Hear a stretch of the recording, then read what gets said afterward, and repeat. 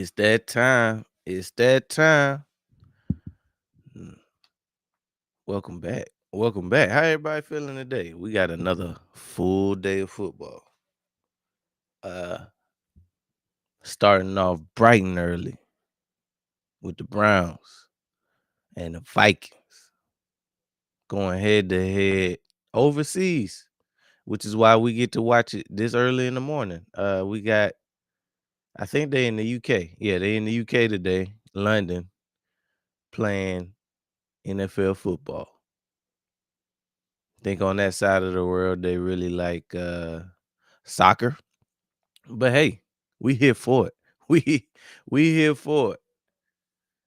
I think I might have picked in this one. I don't remember who I picked to win, but Browns got a new quarterback. They starting Dylan Gabriel today. I probably roll with the Vikings. They actually looked pretty good last week in Dublin. So I don't we don't know what to expect out of the Browns offense, but it's been very lackluster so far to say the least. So when we think about it, the scary part about an offense starting a new quarterback is you don't really have a lot of tape on that player. Oh, let me change. Let me update my name. I'm tripping. You don't really have a lot of tape on said player, so you don't really have a lot to judge him on, right? So that could play in your favor. He is a rookie, Dylan Gabriel, so this Vikings defense can be dangerous. This Vikings defense can smother you. They like to send pressure and lots of it. Brian Flores is a hell of a defensive coordinator. And with that being said, I think this game could be close just because the Browns defense has been amazing this season. You know, that's probably what helped them. No, it is what helped them win the game over the Green Bay Packers, and they just can't been competitive for the most part all year long. Now they did. I think it was kind of sort of a blowout between them and the Ravens, but that's family business. You just never know how the games are gonna go when you playing division games. But let's see what they do today. Browns getting the ball first. They just kicked it off and then went out of bounds. So the Browns gonna start off at the 40.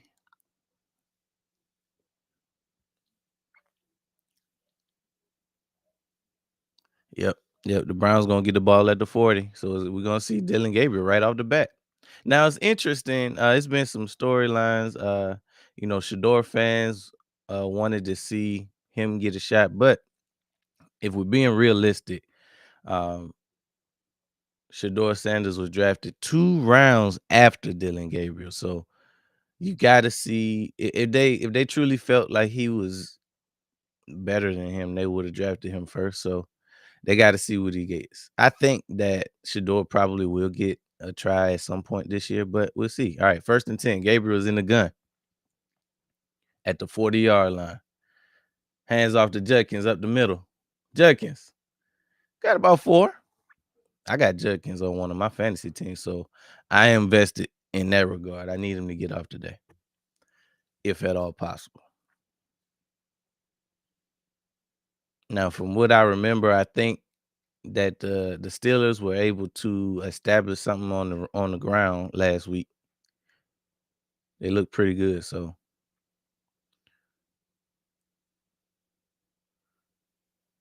hand off to Judkins again, up the middle. We got dirty laundry in the game. Let's see what the Hooters flag is on.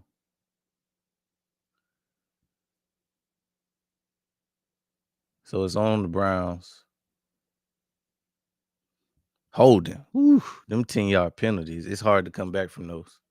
It's very hard to come back from 10-yard penalties in the drive especially when you don't really.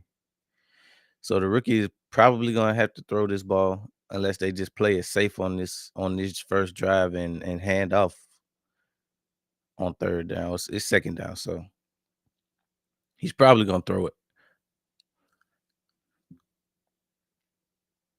All right, we got 2nd and 16 at the 35. Gabriel in the gun. Throws. He got Njoku.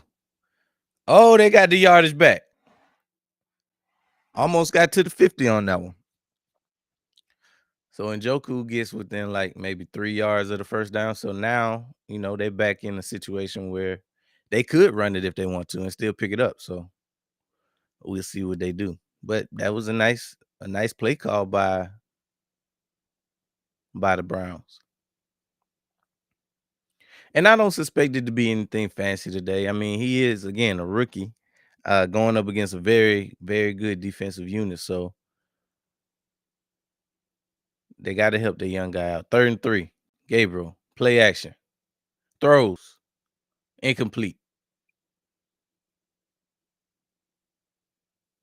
So yeah, they're gonna punt it on that one. That was a decent drive. I mean, the Vikings sent a tad bit of pressure at him, but throws off the mark. It wasn't like his guy was wide open. He might have been able to hit him with a better throw, but they were able to get to midfield, so they can flip the field position. Punt is up. They got it off. Looks like it's gonna land. They called for a fair catch within the 10. All right. I don't know. Is Carson Wentz back? Yep. Carson Wentz starting again today. He didn't really look too terrible last week. He did have 2 picks. Um,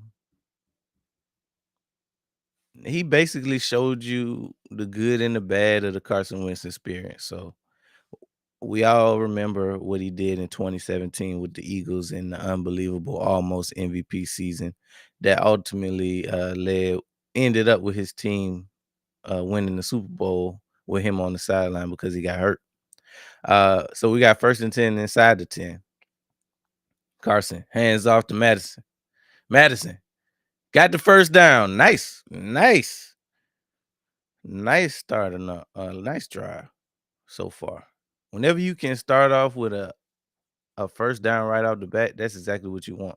Now I haven't gotten a chance to see the Browns defense up close and personal, but through highlights they look pretty dangerous. Of course, they got to match up with the likes of Justin Jefferson and Jordan Addison and TJ Hawkinson. Hand off up the middle to Madison. So they didn't get the first down on the first play, but they definitely got it on the second play. First down. Also got Madison on my fantasy team, so got lots of skin in the game. Both running backs, both starting running backs are on my rosters. And of course, unless you don't know anything about the NFL, you know that this defensive unit is anchored by Myles Garrett, the freak. Throws to Hawkinson. It looks like a nice tight end screen. Okay. So they right off the bat, 2 explosive play. Well, you can't really call them explosive, but definitely some good plays so far. They got 9 on that one. And when you put yourself in 3rd and shorts, 2nd and shorts, you may not even get to a 3rd down, to be honest, but it just puts you in a good spot. The whole playbook is open right now. 2nd and 1. TJ Hawkinson is one of those tight ends that's liable to go off at any moment. 2nd and 1. Wentz throws it short. First down. Justin Jefferson, who's also on my fantasy team, by the way. And if you're curious, this is not all the same team. I got like 5. I'm in 5 leagues, so for the most part, everybody is on one of my fantasy teams. And if for some reason they're not on my fantasy team, I'm probably going against them in any given week. So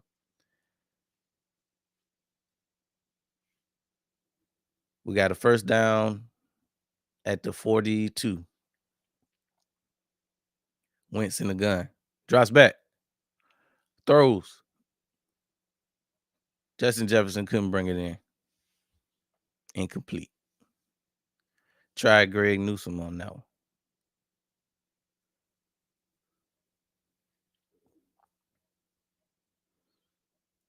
I respect it. It was first down. You gotta give it to your guys. You got to give it to your guys. And there is nobody better at getting it to their guys than the Vikings. The plays that they draw up, the plays that they call. All right, we got 2nd and 10. Wentz hands off up the middle for a gain of about. Oh, the church's money is on the ground. Did he fumble? The church's money is on the ground. Who fumbled? Madison may have fumbled.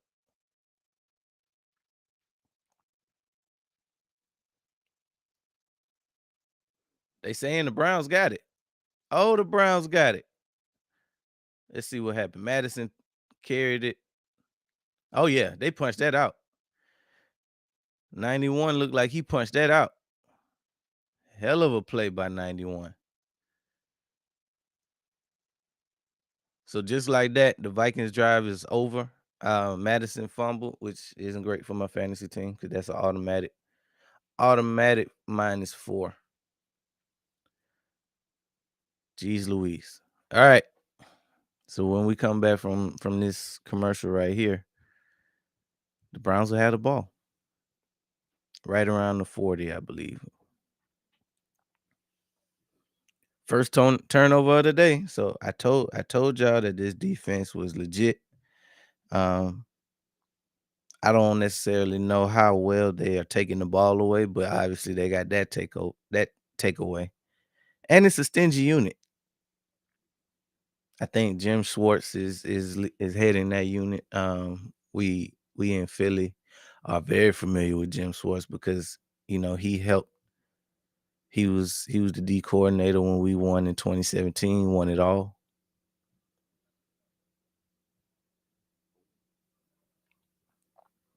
Famously known for being the head coach of the Detroit Lions for several years. But hey, he's been able to lead a top 10 unit in Cleveland for a couple years now.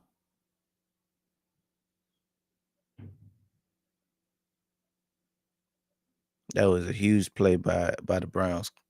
Because obviously it's cliche, but normally whoever wins the turnover battle puts themselves in the best position to win the game. So they need that. They need their defense today in order. The keys to victory for the Browns to win this game, they got to continue to take this ball away. They got to put their rookie quarterback in positions to succeed. So what does that look like? Running the football with success, having short, putting their rookie in, 2nd and shorts, 3rd and shorts, not making it too difficult for this defense to be able to send pressure and heat them up.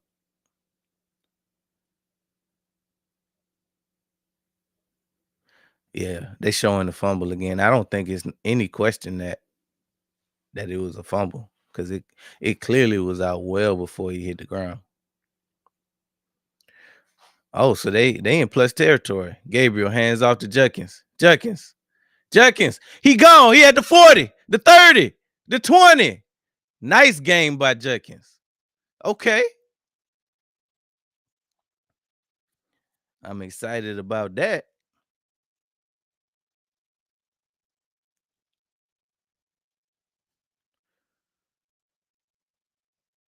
Judkins had a night. Now that's an explosive play.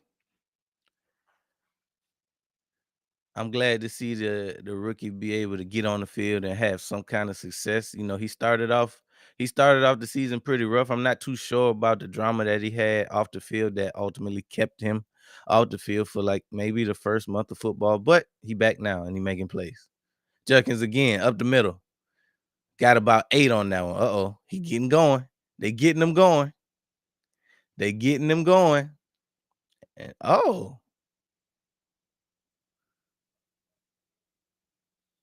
the rookie got a little sass to him.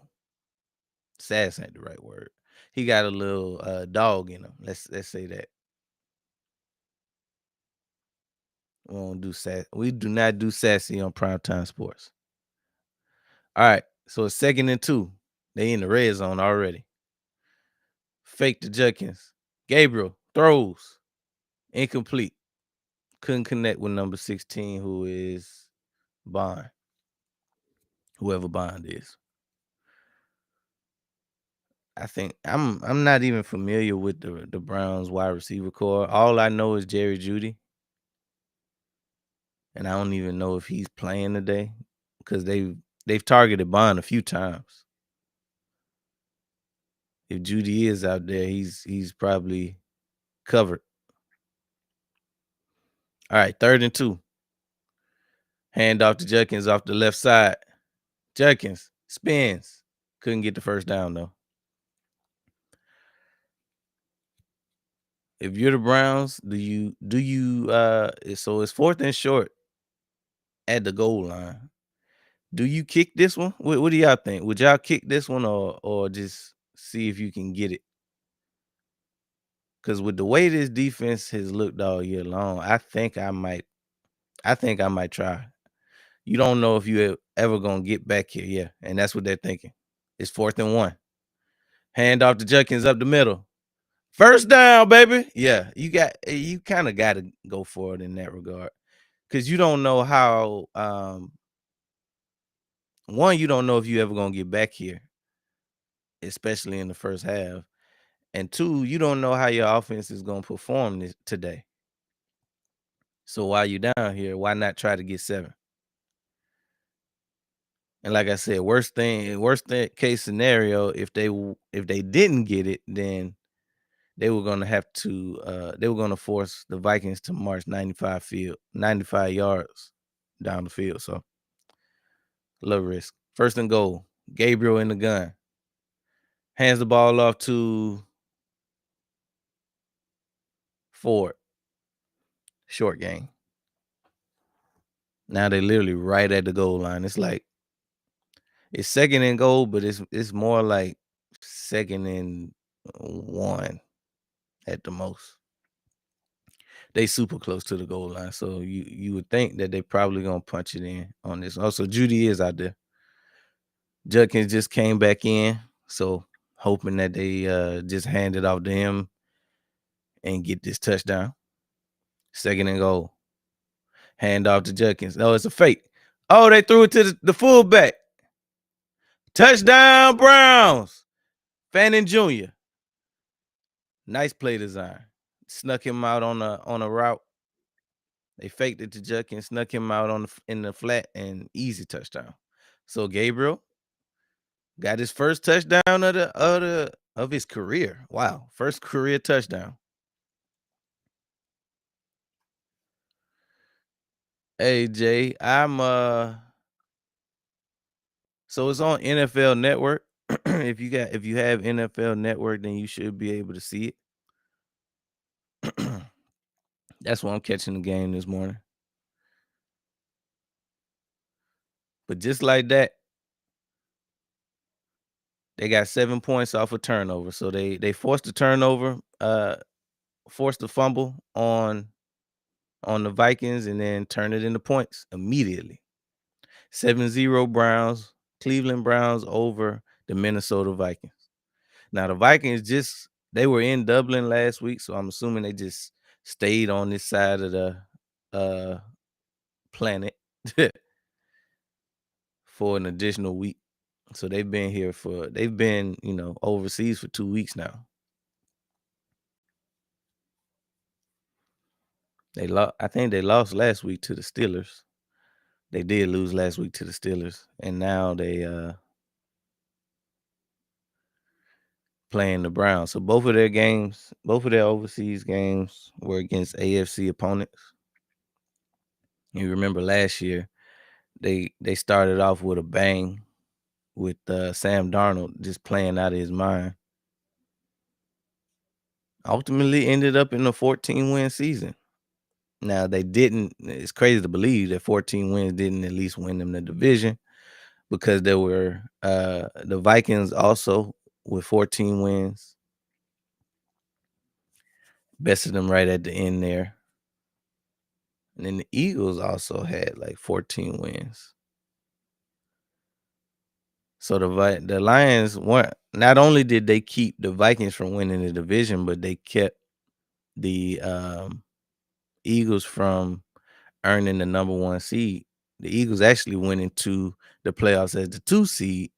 But when the Lions folded against the Commanders, gave us the home field advantage in the NFC Championship. So we're very appreciative of the Lions for folding. I was looking forward to playing the Lions in the NFC Championship because we kind of trumped it up all year long. It seemed like it was an inevitable collision course that we were going to have with the Lions, the Philadelphia Eagles, and the Lions in the NFC Championship. But they didn't hold up their end of the bargain. Now, to be fair, the Lions did have like what some crazy number, like 13 players on IR. But in my opinion, that's not what cost them the game against the Washington Commanders. I think, or I suspect that what actually ended up costing them against the Commanders was the play calling and Jared Goff folding in that game, because he threw a number of picks. Um, Ben Johnson put him in some positions where the trick plays felt unnecessary to me, and led to some turnovers too. All right, so the Vikings, they getting the ball, they returned it almost to the 30, but we got dirty laundry in the game, so let's see who the penalty is on. We got a hold. So the Vikings got a hold 10-yard penalty, so they're probably going to start inside the 20. If not at the 20, inside the 20. All right, so that last drive actually was pretty promising until they put the ball on the carpet. Let's see if they can protect the ball and try to go put some points on the board.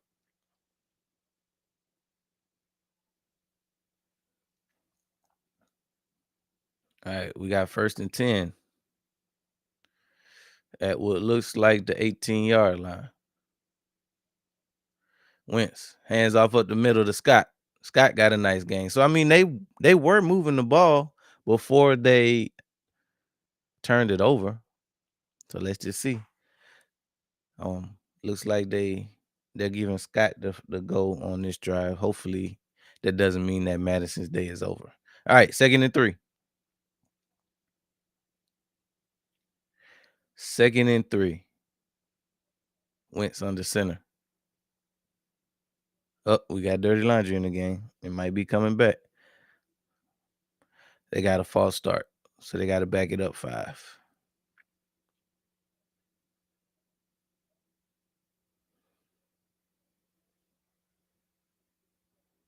So far, all the mistakes have been made by the Vikings. Let's see if they can kind of get out of this rut.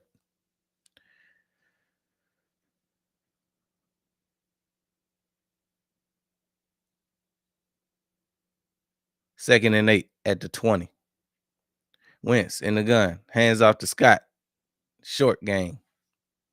Barely got back to the line of scrimmage. They got like maybe a gain of 1 on that one. So it brings up the first 3rd and long of the game. 3rd and 7. You do not want to be in 3rd and long situations with this defense, against this defense. Obviously, we already know what to expect from Myles Garrett, but they got a nasty bunch. Their defense is not to be trifled with. All right, so we got 3rd and 7. Wentz in the gun. Wentz drops back. Throws. Caught. Jefferson. First down. Nice 3rd down conversion. That's exactly what you want to see out of this unit.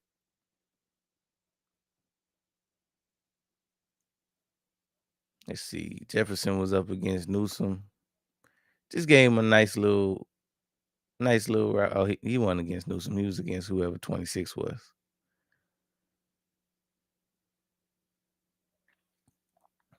That's what they needed. They needed to stay on the field. All right, we got 1st and 10 at the 37. Wentz.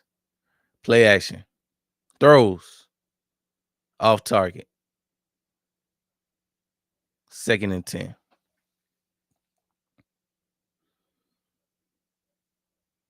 Again, Wentz is going to, he generally shows you all parts of him. Uh, he'll show you why at one point he was the number 2 overall pick, and then he'll show you why you get rid of a number 2 overall pick. I think when he tends to, the scary part about Wentz is he can tend to hold the ball too long and then try to play hero ball. But when you can get him to play on time, he's one of the best. Oh, another throw to Jefferson for a first down. That's what I'm talking about, baby. First down.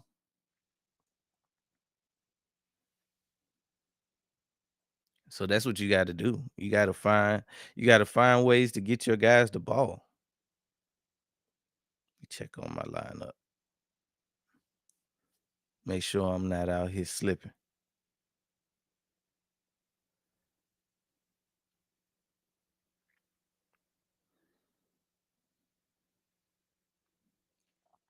All right, 1st and 10. Wentz throws. Jefferson. He was off target. They're going that Newsom. They are going that Newsom.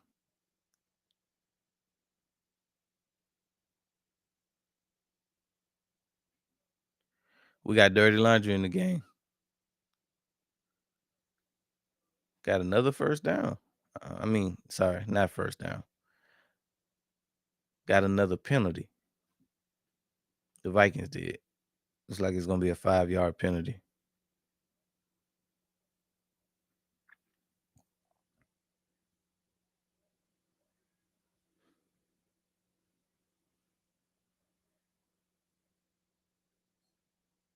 All right, so we're looking at 1st and 15. Wentz throws. Got Scott short. Gain of about 5. So it should be around 2nd and 10, 2nd 11, something like that, depending on the spot.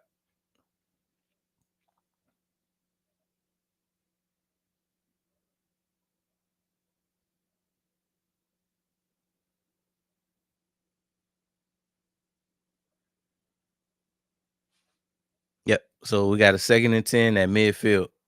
Wentz is under center. Wentz.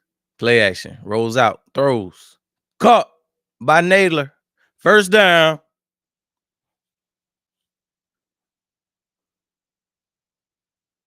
Nothing too crazy. Little boot to the left. Wide open for Naylor.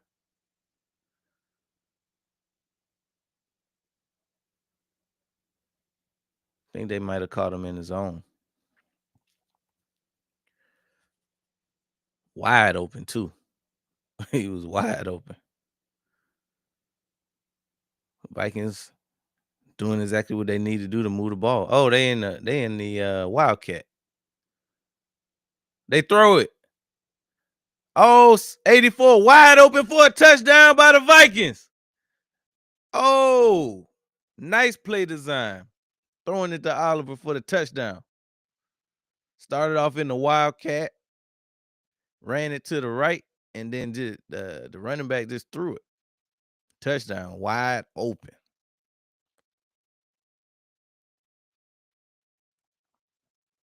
Nice play call. It's always beautiful when it works, right? Always beautiful when it works.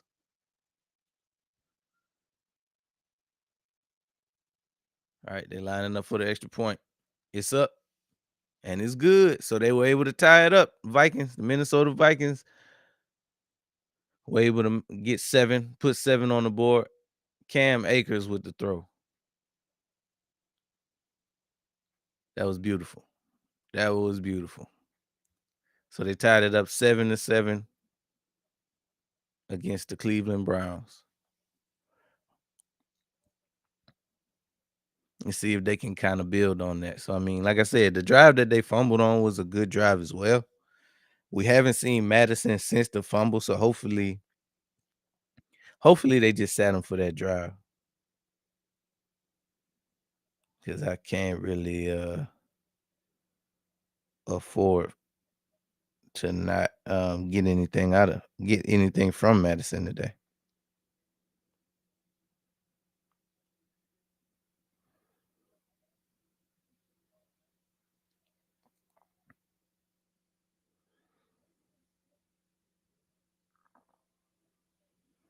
Hell of a drive by the Vikings, though. They basically got whatever they wanted outside of the, you know, penalties. They basically were able to get whatever they wanted on that drive. So we shall see if they can build upon this, finding the success that they did.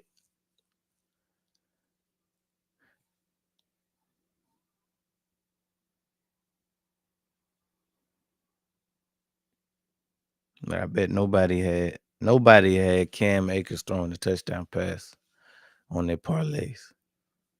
That was not a leg on your parlay. I don't care what you say.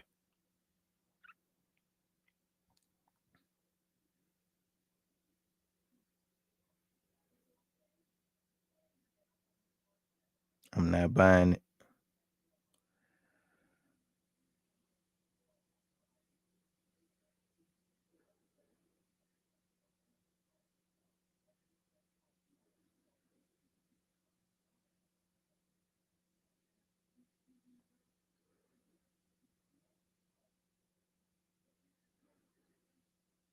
Hmm.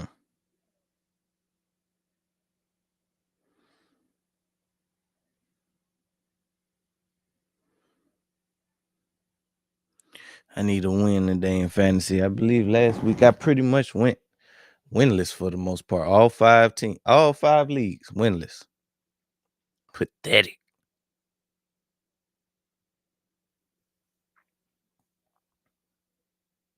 So that last drive for the Vikings was 8 plays, 82 yards, 4 minutes and 19 seconds off the clock, ending in a Josh Oliver touchdown. That's exactly what you want. All right, the kick is off. Catches it inside the 10, at the 20, the 30.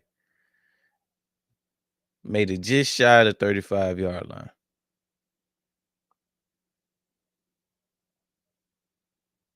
Yeah, that was just beautiful play calling. They showing the touchdown again to Oliver. Easiest touchdown he'll have in his career. All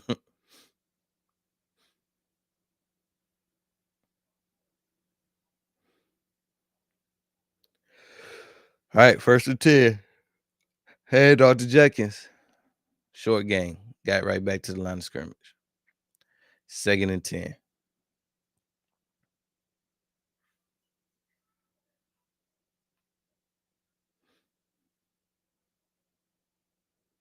Let's see if that touchdown can light a fire under the Vikings. All right. We got 2nd and 10. Gabriel rolls out to the left. Got a man short. Got about 5 on that one. Brings up about a 3rd and 5. So again, in this game plan, you would like to see them get nice boosts. Run the ball, get the rookie out of the pocket. You do not want to be a sitting duck against this defense.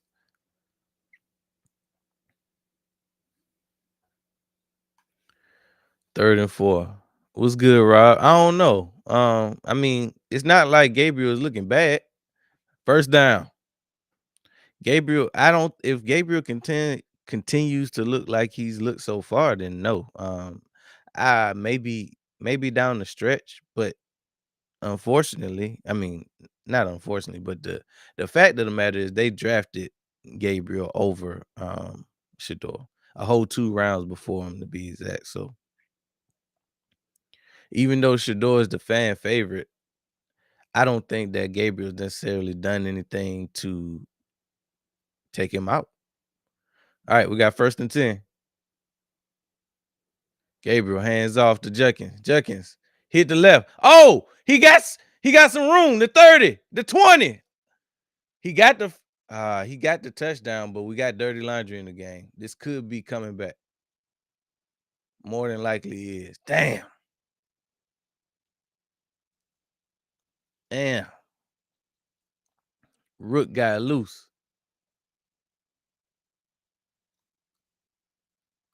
Yeah, it's definitely coming back. Who was the hold on?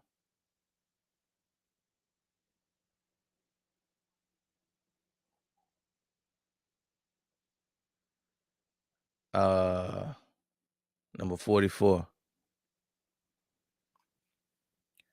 Damn. They cannot afford plays like that. They got two people for holding on that one. You think he'll ever even get a chance to start in the NFL? Maybe. It's hard to say right now. Um, I think he just got, he just in one of them hard positions that being drafted in the fifth round, maybe he might get to start this year. We never know. He a couple injuries away. Gabriel, pass batted, incomplete. Brings up 2nd and 20. This is exactly where you don't want to be with your rookie quarterback, is in the 2nd and 20 against the Vikings. But to answer Rod's question, now it's hard to say. Right now he's number 3 on the depth chart, which I thought was interesting. I thought he would at least be number 2. We already know what we getting out of Flacco, but Gabriel throws short. He got a man for about a gain of 4. It's gonna be a 3rd and long as hell. Um, yeah, it's just too hard to tell right now. We don't know the thought process with the Browns. Obviously, as a fan, a Shador fan, we want to see him get on the field sooner rather than later. But he was just so low on the depth chart that it's got to go. It's got to go pretty bad for him to get in this year.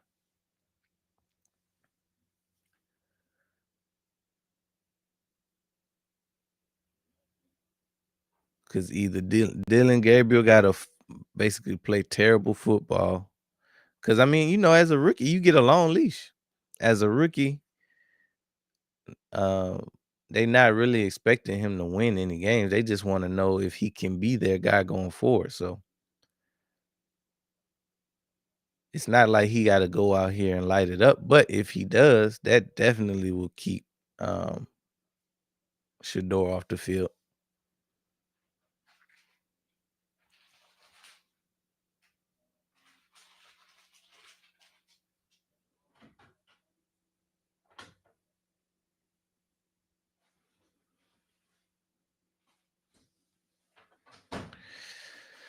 I would like to see him get his shot, though. I ain't gonna lie. But like I said, Dylan Gabriel hasn't done anything that would make you like pull him off the field. You got to be able to justify taking him off the field.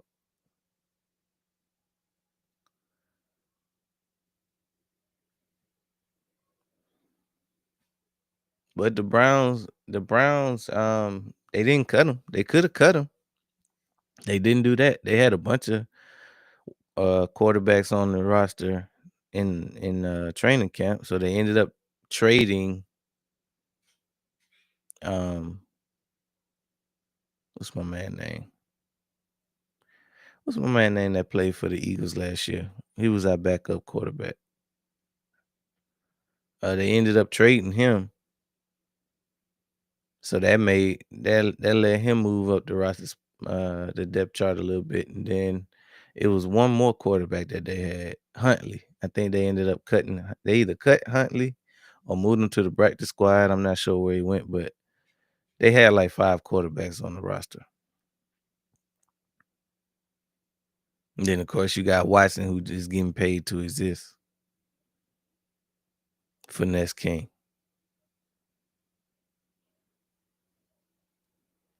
All right, so we back. Dylan Gabriel in third and forever. Third and 15. He in the gun. Uh, we got a false start. Now that turns into a third and 20. It was already a long shot that they were going to convert it, but I mean, they just made it even longer.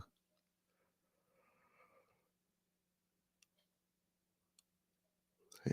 So I'm expecting them to do something easy, something to get the ball out of his hands quickly.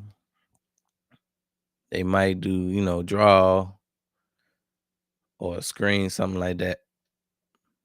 We got more laundry as they hit Njoku for about 10. We got more laundry. Illegal formation. They went ahead and declined it. They just ready to get the ball back. The Vikings just ready to get the ball back. So the Browns played a very sloppy. That was a very sloppy possession offensively. Lots of penalties. They even had a touchdown. Got it called back because of a hold. So that's not how you help your young quarterback out. All right, they're gonna punt this one.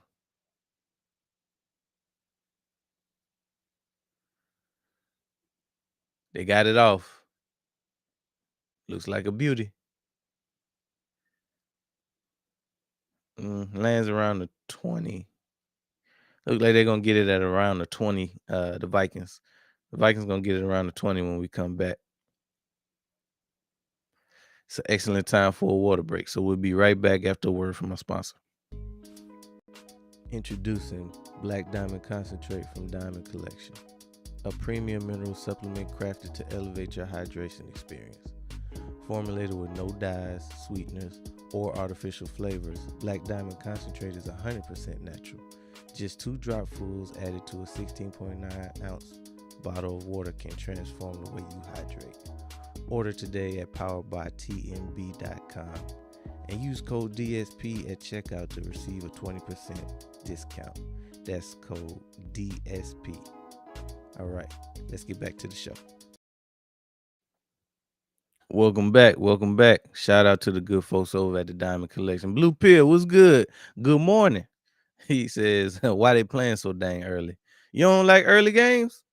I like it. I like it. These games is really for true football fans because when you think about the Vikings and the Browns matchup, who was really gonna watch it outside of those fan bases? So it makes sense. Why not put them? Why not send them overseas? Let them play early. But the 9:30 game always rolls right into the 1 o'clock slot. So now you don't have to wait all day for football when we play international. That's the thing that I love about it is instead of having to wait all day for 1 o'clock, now you got football as soon as you wake up. It's kind of crazy how global the love of football is. Yeah, man. The NFL is a brand. They know how to make money. You can't you can't um you can't knock their hustle. They know how to make money. And I think as a brand, and I'm kind of biased to football anyway, with it being my first love. Uh, but I just think they do the best job of marketing, right? So obviously they doing the best out of all the pro sports. But NFL is there. NFL, NBA is a close second. MLB is up there. If you like baseball, um, don't really hear much about soccer, NHL. The other leagues do what they do, but I don't think nobody is messing with the NFL right now. Yeah, they out in London. They was in Dublin last week. Had a couple games in Brazil already. They might. I think it might be one more game. I don't know when. All right, so the Vikings getting it at the 21. Hands off to Naylor on the end around. Naylor still going. First down. Well, the Vikings got some tricks up their sleeves early today. If you recall, they did they ran a wildcat, snuck Cam Makers around the edge and let him throw the ball to, I can't even remember who that tight end is. Oh, hands it off to Madison for a short game. So Madison did get out. He finally out of the doghouse. Looked like they had Madison in the doghouse for the whole last drive. Got a 2nd and 9.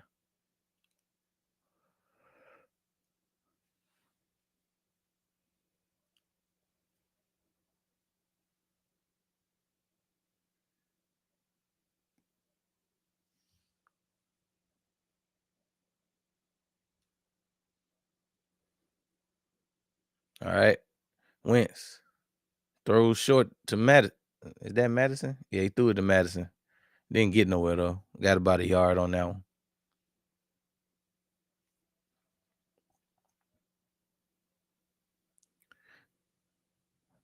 My bad. No gain. 3rd and 9.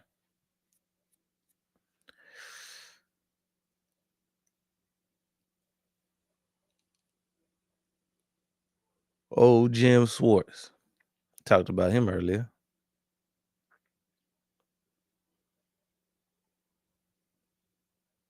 All right, we got a 3rd and 9.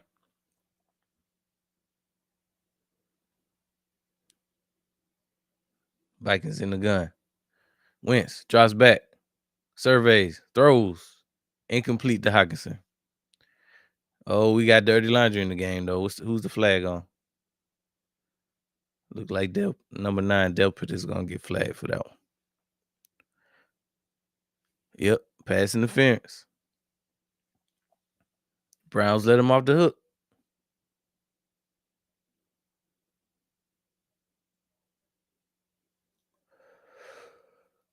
Had him off the field. Let him off the hook.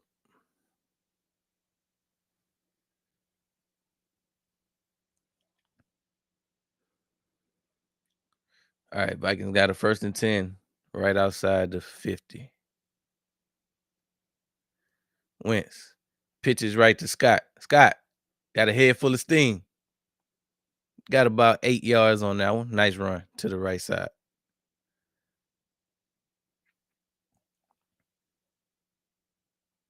So instead of that being a punt, Vikings get to continue to drive. Now they got a 2nd and 1.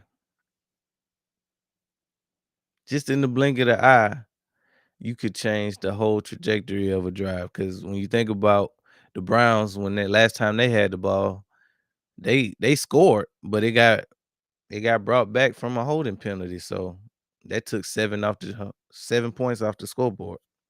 All right, so we got 2nd and 1 at midfield. Wentz, play action. He got all the time he need. He throws. Miss Jefferson. Too high. He had him. But he scrambling in the pocket, just missed the throw.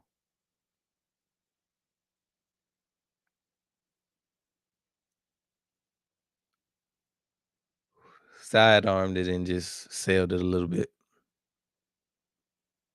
He had some room too. Jefferson had room. He probably could have, finessed some more out of that one, but 3rd and 1.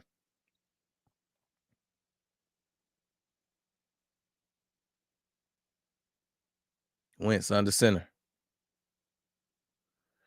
Pitch to Madison to the right. Very predictable. Didn't get it. 4th down.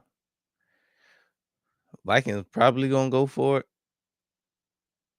I don't know. Offense looked like they walking off the field. It's a 4th and 3. Yeah, that to me that was kind of predictable just because the pitch just worked. So I mean, I know you got something better than that, Kevin O'Connell. Yeah, they're gonna end up punting.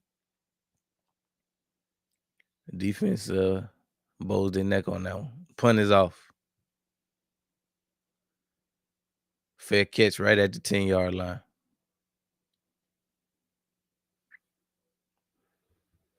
Again, this is a very stingy defense. So I mean,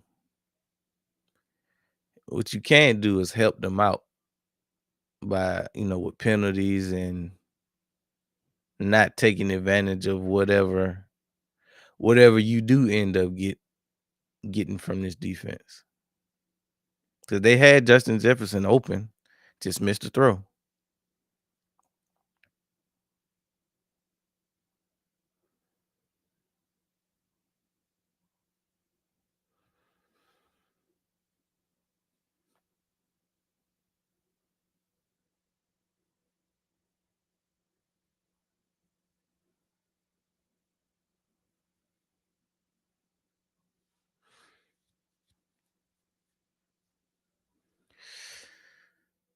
All right, so we still knotted up 7-7 when they come back from their commercial break. Dylan Gabriel and company will take the field.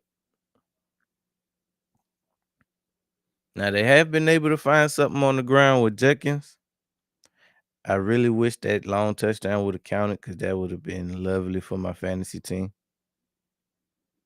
But I mean, even if you take that run away, which they did, um, Jenkins has been effective today.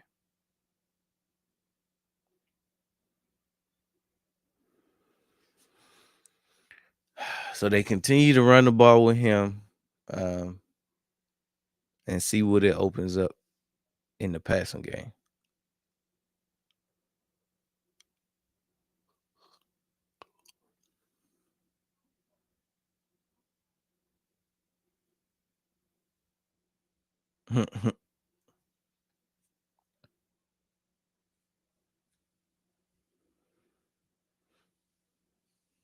Who y'all got winning this game though? Who you picking to win this game? It's looking pretty even so far. Let's see. Kevin Batullo need to show me. Uh, Kevin Batullo need to show he know how to call plays to scheme Smitty and AJ because he been very predictable. Yeah, I can't argue with you on that one. Patullo been dog mess for the first month of the season. What we have to look hopeful for is how we look the second half of the Rams game and the first half of the Bucks game. If we can kind of figure out how to marry those two halves together, we'll be fine. But the thing that I'm hopeful about is the fact that we've shown flashes of being a competent offense. We just need to do it for 4 quarters. Now, if it was a situation where we look the same way we did in the first 2 weeks of the season with no evidence of getting better, then I'd be a little more concerned. But yeah, I think we could do it. Let's just see if we do it today. We got a tough unit coming to the link. Yeah, I tend to lean more to the Vikings in this one too. Gabriel had the keeper got caught behind the line for a gain of about 3. I mean, a loss of 3.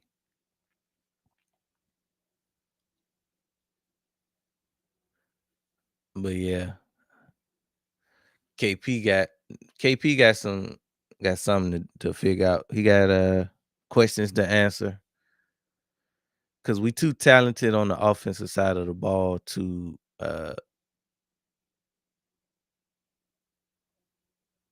put up the numbers that we've been putting up. But then a lot of it too, like KP been bad, but the offensive line has been bad too. Gabriel takes off. Oh, he almost got the first down.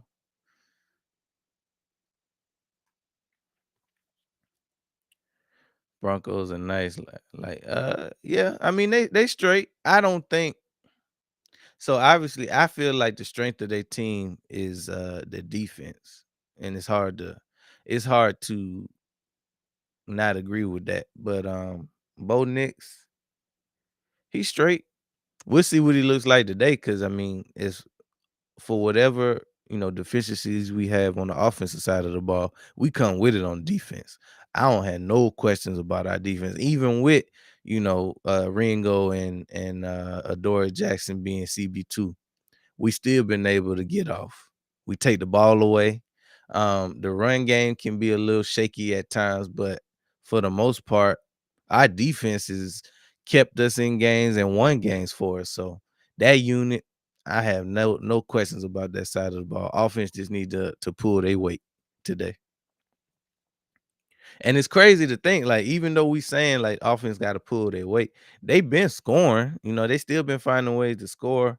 Some of them has been from the defense giving us short fields, special teams helping out with block kicks and returning plays for touchdowns. So we've been playing some good complementary football on the defensive and special team side. Offense just need to pull their weight. And even as bad as the offenses look, you gotta remember we 100% in the red zone. So when we get there, 11 out of 11 times we've put that thing in the end zone. Mitch getting, I can see that. Mitch is locked down, and to be honest, he probably already should have like 2 or 3 picks. He just can't catch. It's time for us to come to grips with the fact that Q, he locked down, but he can't catch a cold. And it's okay as long as he can keep the wide receiver from catching it, which he's really good at, but he can't catch. He showed it all his rookie year where he was supposed to have like 8 picks. He finally do catch a couple once we get to the playoffs, but when you look at those, it wasn't like it was any. The picks was like basically fair catches. It wasn't any like to the house with it. Cause if it's one of them throws that come out of Judge machine, he dropping it. Facts. But he can cover his ass off though. I give him that. He a dog when it come to keeping the defender from catching the ball, but we know he ain't catching it. Now that's something that he could potentially get better at, but your flaws tend to be your flaws. Q gonna have he got a chance to be a top 10, top 5 cornerback this season. But I think one thing that'll keep him from getting the national recognition is not catching these picks. If he catch the picks that come right to him, he'd already be a legend. But that's all that football fans care about, stats. It's not necessarily gonna always show up in the stat book. Now they do a better job of pass breakups and coverage ratings and stuff like that, but picks is all they really care about when it comes to the cornerback position to the average fan. All right, Wentz under center, 1st and 10 at let's call it the 14. Wentz, hands off up the middle. Scott, short game.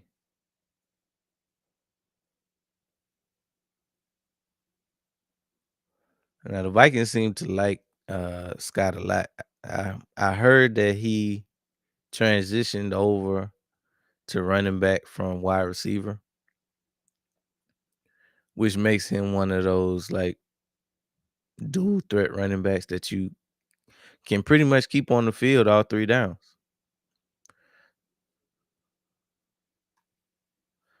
2nd and 6.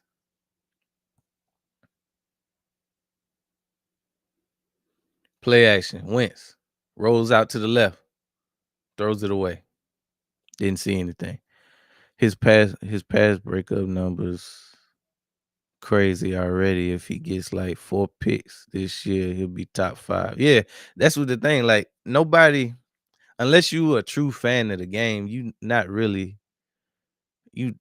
know what the pass breakup numbers are. That's not something that they pretty much advertise, but you will know how many picks a cornerback got. You're right. And if he get about 4 picks, 4 to 6 picks, and continue to have the lockdown coverage that he has, he Gucci. All right, we got 3rd and 6. Wentz in the gun. Drops back. He's in the pocket. Oh, we got dirty laundry in the game. He going deep. Caught by Naylor. Oh, Naylor got it. But we got a lot of dirty laundry in the game. Who's the flag on? That was a huge play, but is it coming back? Look like it's coming back.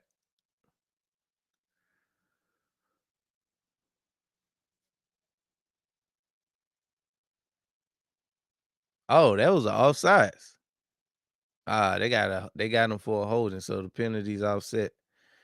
Replaying third down. Dang. So the play don't count. Myles Garrett jumped off sides, but they got called for a holding, so penalties offset. Replay third down, baby. That's the second explosive play that's getting wiped off the board today. One by each side.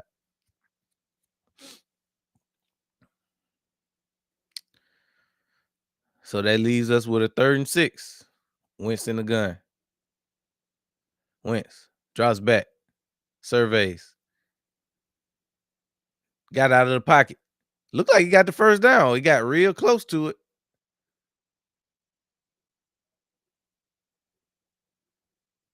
All right, they saying he didn't get it. They got a punt.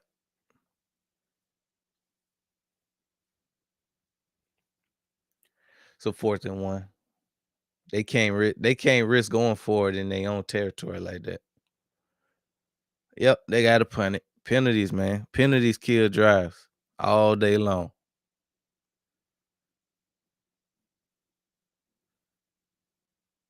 But let's see if they can't flip the field. They got it off. It's caught. 84. Didn't really get nowhere. Right outside the 30. Browns need to feed Judkins some more. Now, he had some success early in the first quarter. Obviously, he broke off the long run for a touchdown that got called back by a daggone holding penalty. But so far out of Gabriel, like you can't really complain with what you've seen out of Gabriel. He hasn't really had any crazy throws that you wonder like what was he thinking. This is a hell of a unit that he's going against in the Vikings. So let's see what he does down the stretch. Myles Garrett look gas, boy. He out there giving it his all as usual. All right, we got 1st and 10.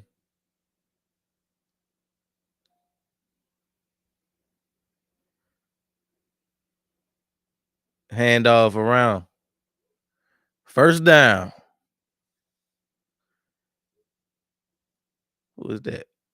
I can't tell who number 83 is, but that was a nice play call.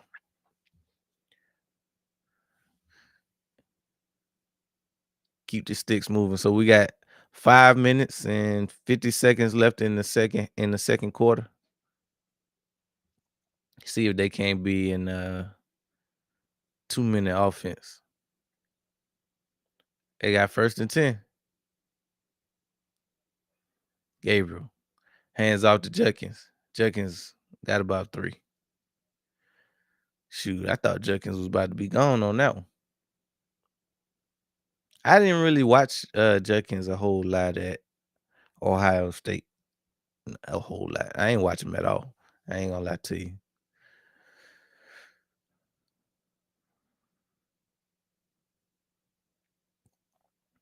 He looking like a solid back so far.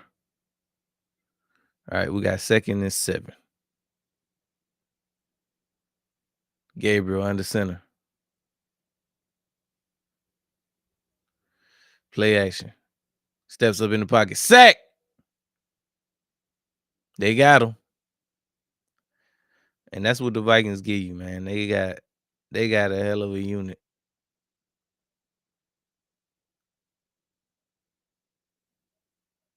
Especially when you don't block. Look like number 90 came screaming off the edge untouched.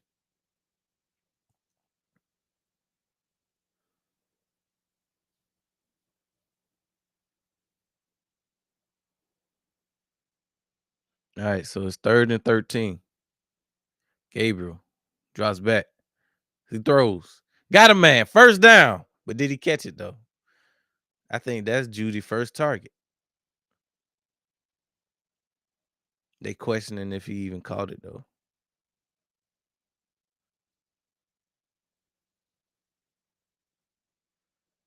Let's see. It looked like he caught it. Oh, he got it off. Hands off to Judkins. They blew it dead before he even they challenged it.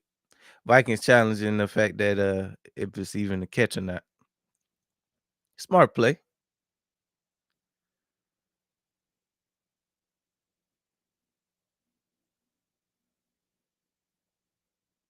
Minnesota challenging. It's an excellent time for a water break. We'll be right back after a word from my sponsor. Introducing Black Diamond Concentrate from Diamond Collection, a premium mineral supplement crafted to elevate your hydration experience. Formulated with no dyes, sweeteners, or artificial flavors, Black Diamond Concentrate is 100% natural. Just 2 dropfuls added to a 16.9 ounce bottle of water can transform the way you hydrate. Order today at poweredbytmb.com and use code DSP at checkout to receive a 20% discount. That's code DSP. All right, let's get back to the show. Welcome back, welcome back, welcome back. Special shout out to the good folks over at the Diamond Collection. So they challenging the Jerry Judy catch. From the one angle that I saw so far, it still looked like a catch. I'm sure we're gonna see multiple angles, but hopefully it stands. That's Judy. If I'm not mistaken, that's Judy's first target of the day.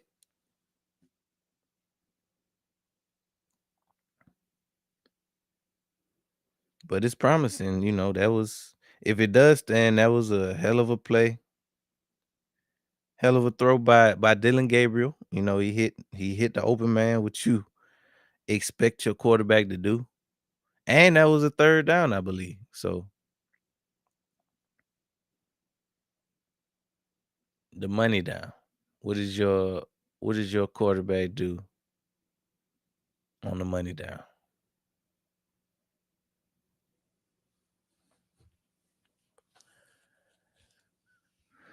Saquon. What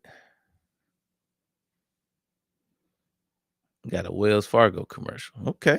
Got a Wells Fargo endorsement. 2K say. Hope my boy get off today, boy. Once the running game start, once we get the running game going, get the offensive line kind of healthy,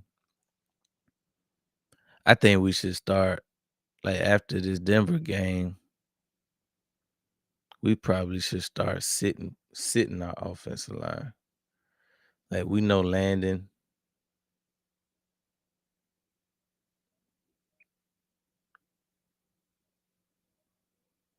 Oh, they saying Judy didn't catch it. From that angle, it looked like he didn't catch it. Dang, Judy. You gotta help your quarterback out on that one, my boy.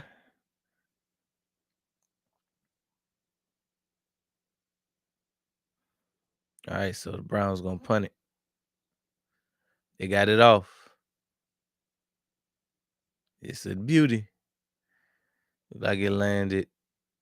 They get it right at the 11.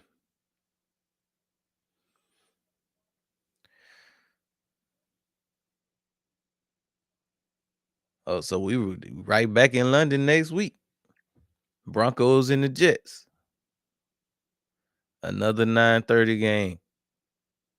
Let's go. We got all day football again next week, folks. Go ahead and set your alarm clock now. Cause we here.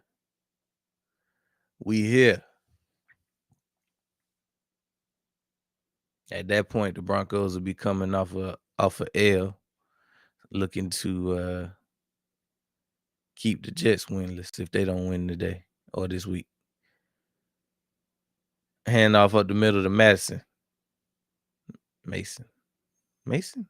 Yeah, I think it's Mason. Got a short game. Look like it's 2nd and 9. Yeah, it just you can't expect a tight end to block Garrison 1-on-1.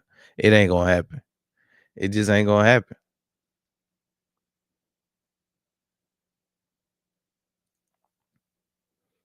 All right, we got 2nd and 9.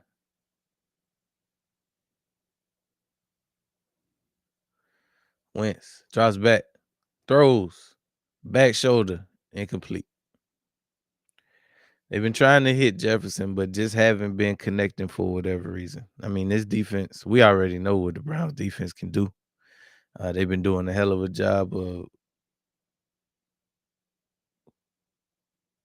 keeping them keeping the score low. I mean, so far they only allowed 7 points, and even that was off of a turnover, I think. Yeah,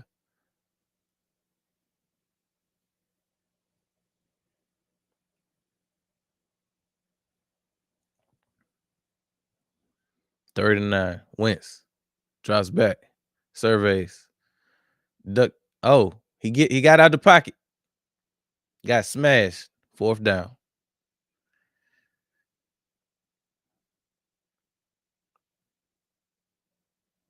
They got to punt again. So yeah, this defense ain't really going. This defense ain't really gonna give you much.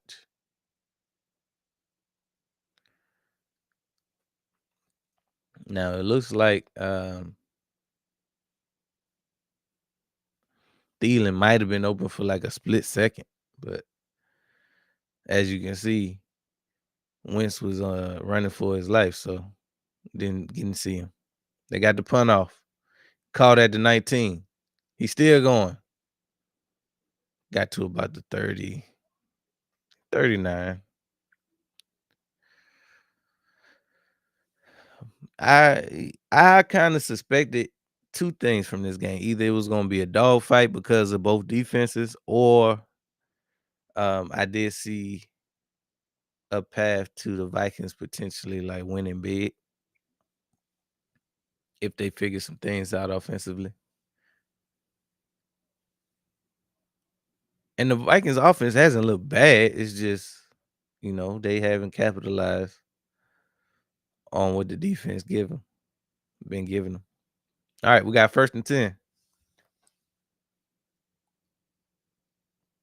Gabriel, hands off. Big loss. Lost about 4 or 5 on that play. Who is that?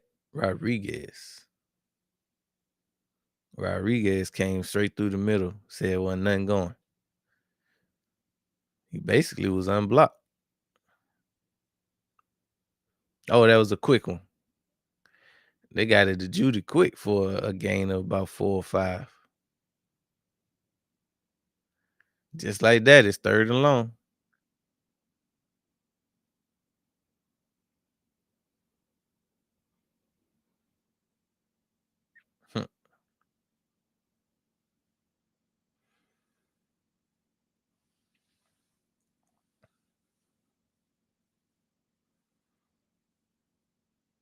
So it's been a defensive struggle all day today. Even but really when they have both teams, when they've had a chance for a big explosive play, they just been called back by penalty. So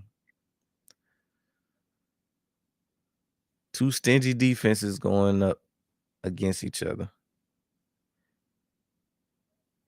keeping each other off the board.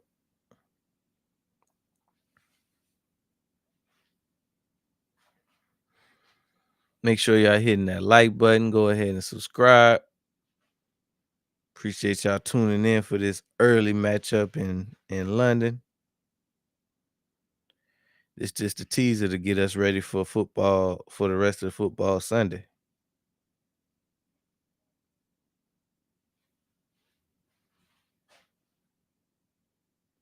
Just a teaser.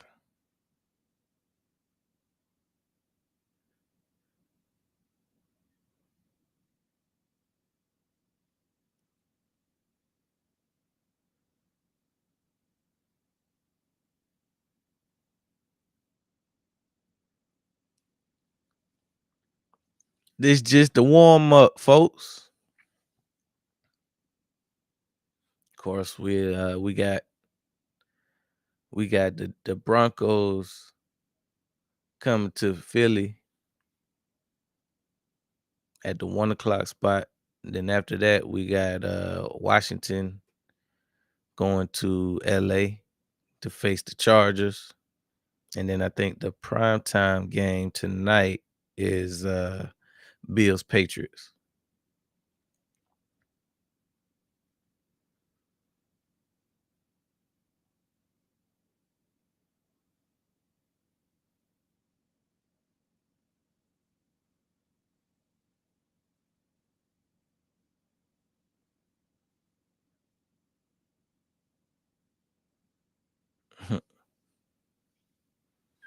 So we got a dope lineup today.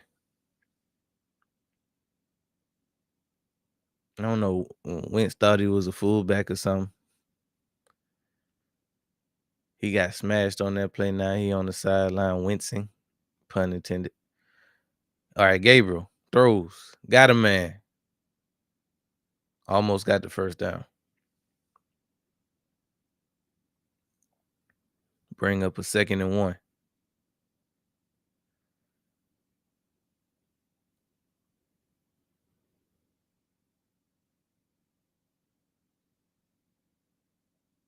Oh, it's 4th and 1. Hand off up the middle. They going for it. They got the first. I think that's Ford. Ford got that first down. We got a 1st and 10.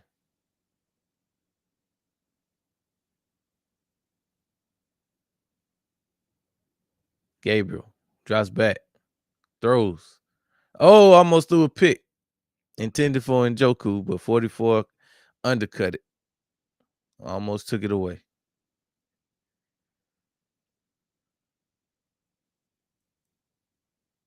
Yep.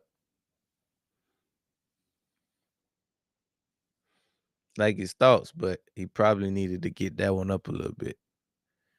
Try to get it over. That's a hard throw, to be honest, on the move, but he had to try to get that one up over the linebacker. All right, Gabriel throws. Ford. Nice game by Ford. Got the first down and got out of bounds. Oh, looked like Wentz going to the locker room. And that's the other thing about Wentz. It's like he put himself in positions. Like he he is tough, but the brand of football that he plays leaves him susceptible to injury. Like on that last drive, he didn't necessarily need to put his shoulder down and go up against this Browns defense. And got smashed, and now, he could possibly be out for the second half. So that's what you get. 1st and 10. Gabriel throws. Ford again. Got a short game, but the clock is ticking now. We got about 40 seconds left in the half. They trying to at least get in field goal range. 2nd and 6. Gabriel in the gun. Drops back. Throws. Incomplete. We got 3rd and 6. The Browns got a 3rd and 6 with 35 seconds left on the clock. All 3 timeouts. I don't think they're quite in field goal range yet.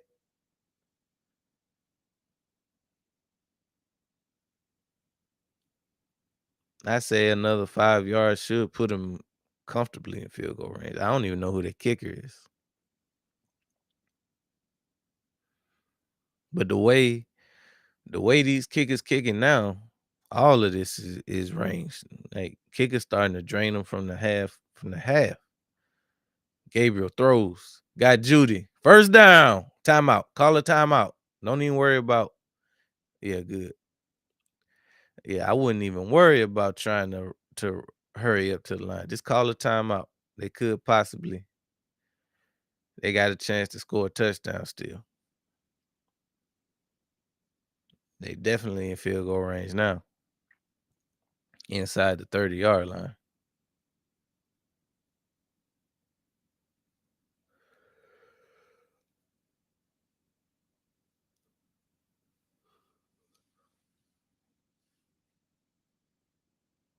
All right, so it's a 1st and 10 inside the 30-yard line. Mr. Spam, what's good with you? Hold that for me.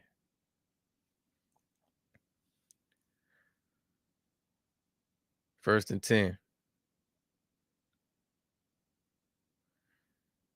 Gabriel drops back, throws. Caught! Njoku, first down. Call a timeout. Don't even worry about clocking it.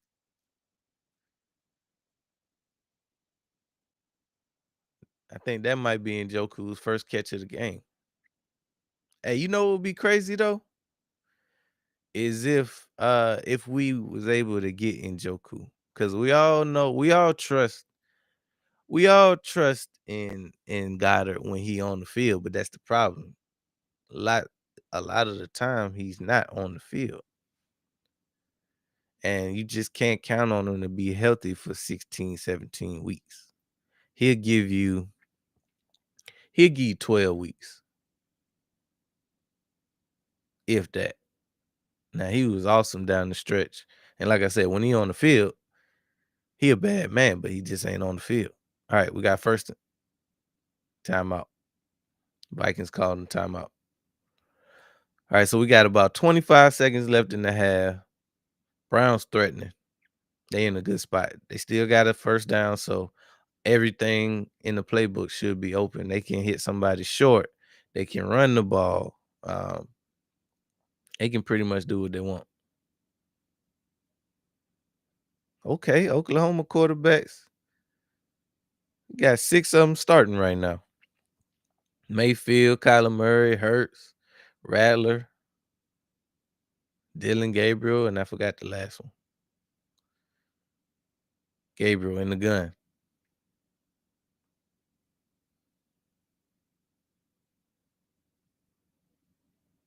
Hand off to Ford. They stuffed him.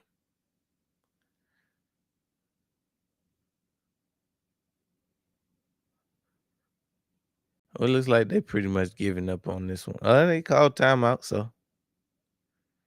And I said that a run could be possible in that situation just because they had that timeout in their pocket. But hey, excuse me, but they also are trusting their quarterback to put him in a good position. Because now, he can't really afford to take a sack. And you definitely don't want him throwing a pick six.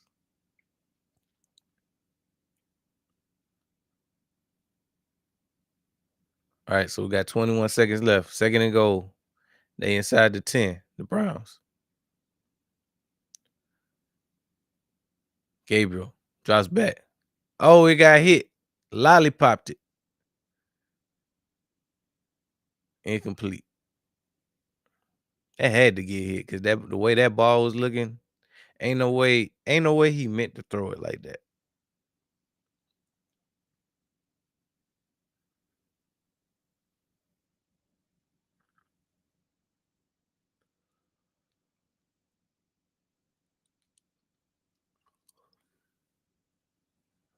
All right, we got 3rd and goal. 16 seconds left.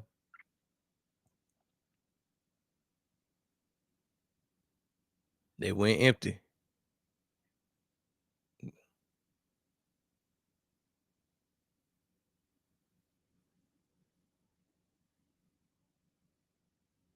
What happened? Like the Vikings calling another timeout. I mean, not Vikings, because they ain't got no more timeouts, I don't think. Yeah, the Vikings. Vikings calling another timeout.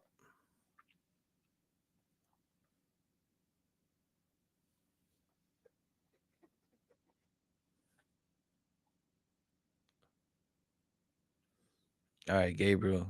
Looks like they're coming out of empty again.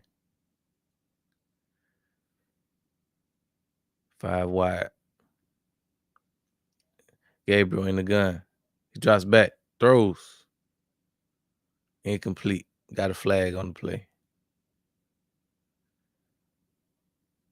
I thought that saw a false start.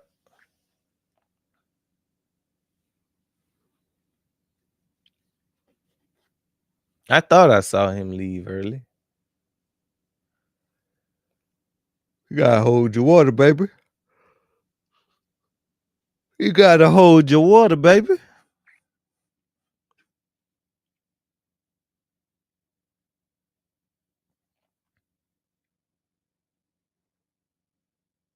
All right, we got third and goal, but it's more like a third and long.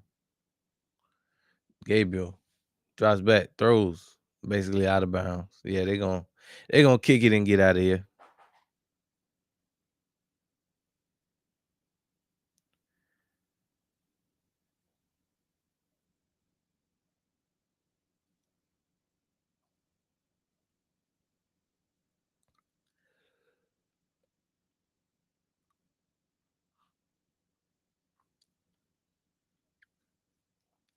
All right, so we got basically a chip shot from the 20. It's up. It's good. So unless something crazy happens, the Browns will go into halftime with a 3-point lead, 10-7 over the Minnesota Vikings. It's 9 seconds left in the half, so anything can happen. But I don't suspect. You never really suspect a big play with that little bit of time, but anything can happen. One thing that we do need to monitor coming back out of halftime is Wentz went to the blue tent, and then they also took him to the back before halftime. If he can't go, it looks like whoever whoever the hell number 12 is, Max Brosmer will get the start if for whatever reason Wentz can't go in the second half. And that's who probably gonna get a couple reps with JJ McCarthy still out. That's who's gonna get the reps for the last 9 seconds. So the fact that they got the third string quarterback in, I really don't expect anything to come of this drive. They caught it with a head of steam. They got to about the 40, but they can't do nothing with it. And plus, we got dirty laundry in the game, which is probably going to drop them back at least 10. Yep. Yep. Holding penalty. So all bro about to do is literally get this ball and kneel it. That's what I think. That'd be crazy to do anything with 3 seconds left. Already down by 3. When they got a whole half to figure something out. Yep. Yep. They in the formation. And they kneel it. All right. So at halftime, it's been a defensive, pretty much a defensive game between both sides. We have had a couple explosive plays get called back here and there by both teams. But on both sides, the defenses have came to play today. We already know what we were going to get out of both of those units. Dylan Gabriel hasn't looked bad. Has not looked bad today. He's made some good throws. Been able to stand tall in the pocket against a tough unit. Brian Flores always, got his guys ready. But Mr. Spam was good with you. Hold that for me.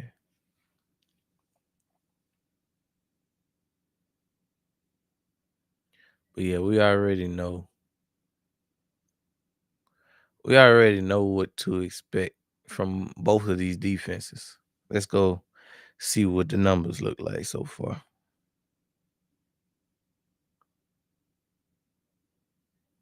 The Vikings versus Browns.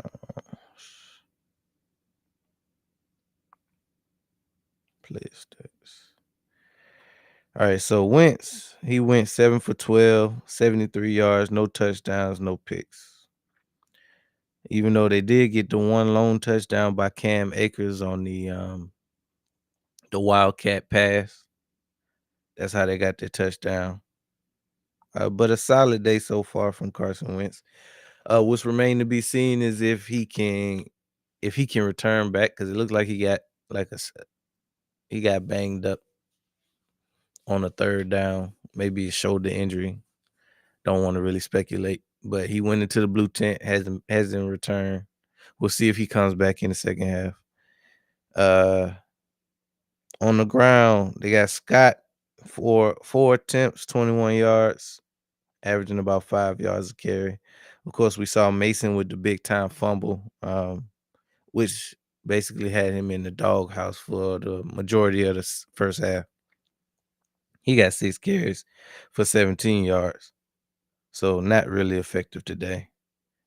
Um, when we look at Justin Jefferson, he's got 3 catches for 38 yards. Earlier on, it seemed like he was going to be a bigger factor in this game, but for whatever reason, the connection between him and Wentz just wasn't what it was in the first quarter. The second quarter, he kind of went pretty quiet.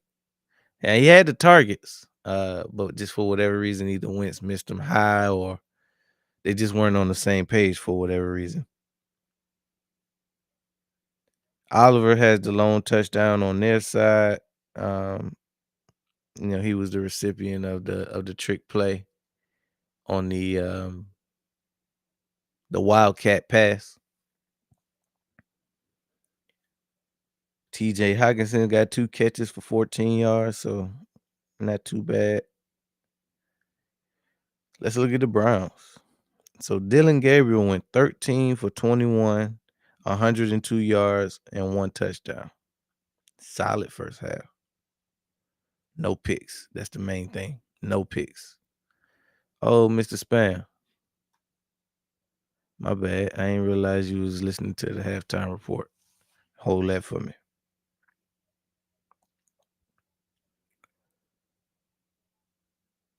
Judkins looked good. So he had 8 carries for 51 yards, averaging 6.4 yards a carry. If that big play would have counted, he would have at least had 70 to 80 yards already. And of course, a touchdown, and his average would have went up. Corley got 1 rush for 11 yards, which I'm sure was one of those end rounds that went for a first down. And then you got Jerome Ford, 3 carries for 6 yards. So not much from him on the ground. Receiving, the leading receiver for the Browns in the first half, tight end David Njoku with 3 catches for 41 yards, averaging 13 yards a catch. Ford got 2 catches for 20 yards. Judy got 2 catches for 15. Hale Fanning Jr. has the lone touchdown on their side. He got four catches for 13 yards. And Bond with 1 catch. So, I mean, it's been pretty much the numbers have definitely reflected what I saw. Both offenses had chances to score more points than they did, but it's all about execution. They just didn't put themselves in the best position to allow the big plays that they did make count. So, I mean, yeah, they had the big play. The Browns had the big play to Judkins that would have been a touchdown, got called back for holding. The Vikings had a big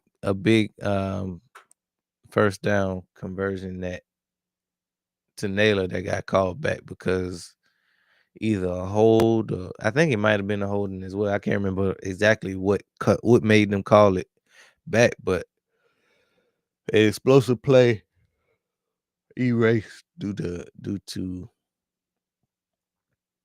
a penalty. Penalties kill drives. I say it all the time. But hey, we got a ball game. It's only 10-7. So it's anybody's game coming out of the half. What could change the game even more is the fact that the Vikings might be looking at trotting their third string quarterback out there, which you really don't want to do. But I mean, if Wentz is hurt, that's just what it is. That you got JJ McCarthy already out nursing the injury, um, which is why Wentz is even in a position to play today. And then he goes out. So next man up, third string quarterback. We'll see if it matters. Wentz is a tough guy. So, they could just, took precautions by keeping him out for the rest of the first half and see what they're gonna do. But yeah, the notable week 5 matchups, every game that they got up, we covering. Broncos and the Eagles, we covering. The Commanders and the Chargers, we covering. The Patriots and the Bills. So looks like we picked the right batch. Looks like we picked the right batch.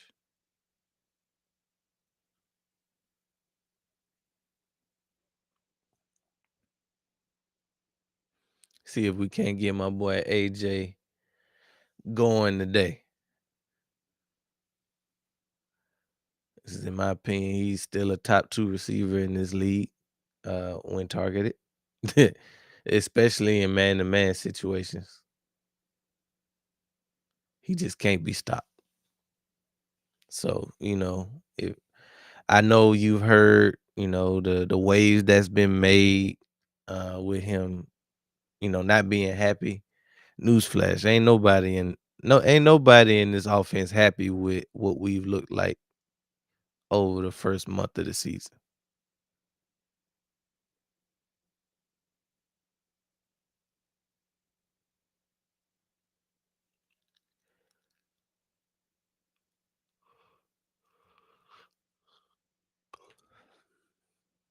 All right, so the Texans play the Ravens today.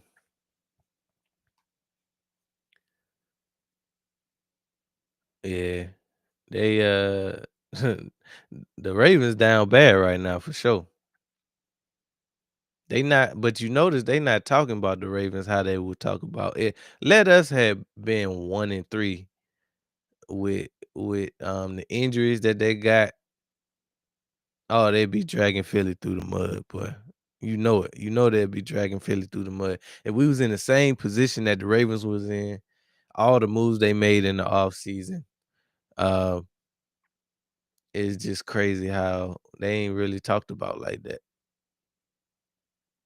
Yeah, I mean they could. Cause honestly, this should be a Derrick Henry day today. Like Henry should go off for like 200 yards, 300 yards today. But we'll see.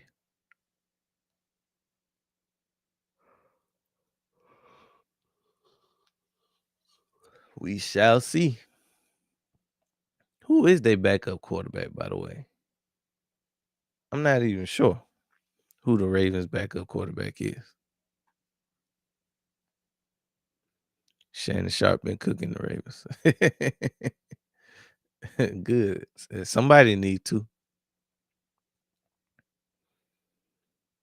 Because we can't afford we can never afford to look as bad as the Ravens have looked over the course of a month. Any month. As bad as our offenses look, our defense and special teams have picked up the slack.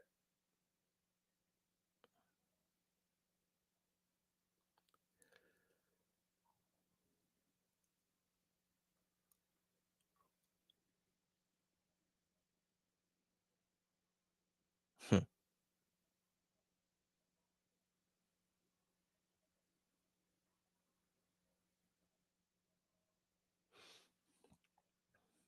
Somebody need to be slicing and dicing them. Then they got no Lamar today. Lamar out. Humphreys is out. Um, y'all saw the list. It was like 5. They had like 5 people who out. Roquan Smith, I think, is out. So as bad as the Ravens have looked, the Texans ain't look much better. The Texans ain't look much better. So I mean, you got 2 1-3 teams going up against each other. Somebody got to get the dub today.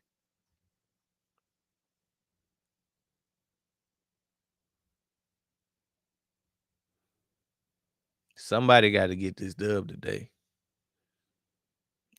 Both teams only got one win on the season. And you already know you can't afford to fall like too far behind. Like both of them got teams in their division that's running away, hitting the ground running. Texans looking up at the Colts right now, while the Ravens are looking up at the Steelers right now. So neither one of them can afford to drop another ball game. And they talking about Lamar possibly being out for 2 weeks. I'm not sure about the other injuries, but it's rough. It's rough for the Ravens right now.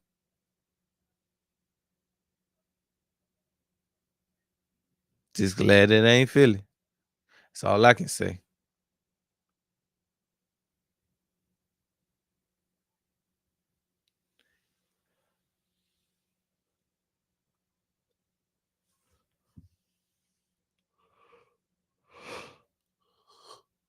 All we got to hear about in Philly is how all our matchups, when it comes to coach, we don't. They don't like our coach. They don't like our quarterback. In any ranking that matters, they don't want us to be top 5 for whatever reason. They just love to hate on. They love to hate on the kids. Now all they do is win. All they do is win.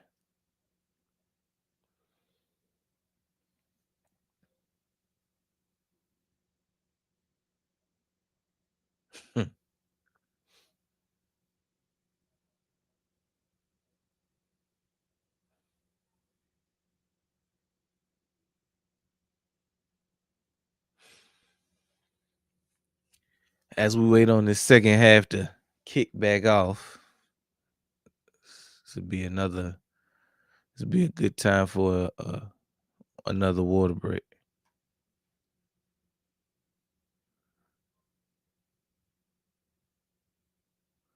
Oh, for sure. Wentz was more love. I remember going to bat, and I do the same thing for hers. But I remember going to bat for. At one time, I was screaming that Wentz was better than Dak. That proved not to be true. Uh, but I wholeheartedly believe that at the time. Like after watching him, his second season, I think that was the second. Was his second season the 2017 season? I don't know. But after watching the 2017 season and then seeing how he followed it up in 2018, um, I just figured if we could get this guy some weapons that he could do something special. But it ended up not being the case. But I definitely was caping for Wentz when he was our guy. I mean, and to be fair, he looked the part until he didn't. Until he didn't. He was looking like one of the ones. But I don't necessarily I never felt at any point that he was like top 5 like I do with Hurts. I got Hurts as number 2 in the league. I never felt that way about Wentz.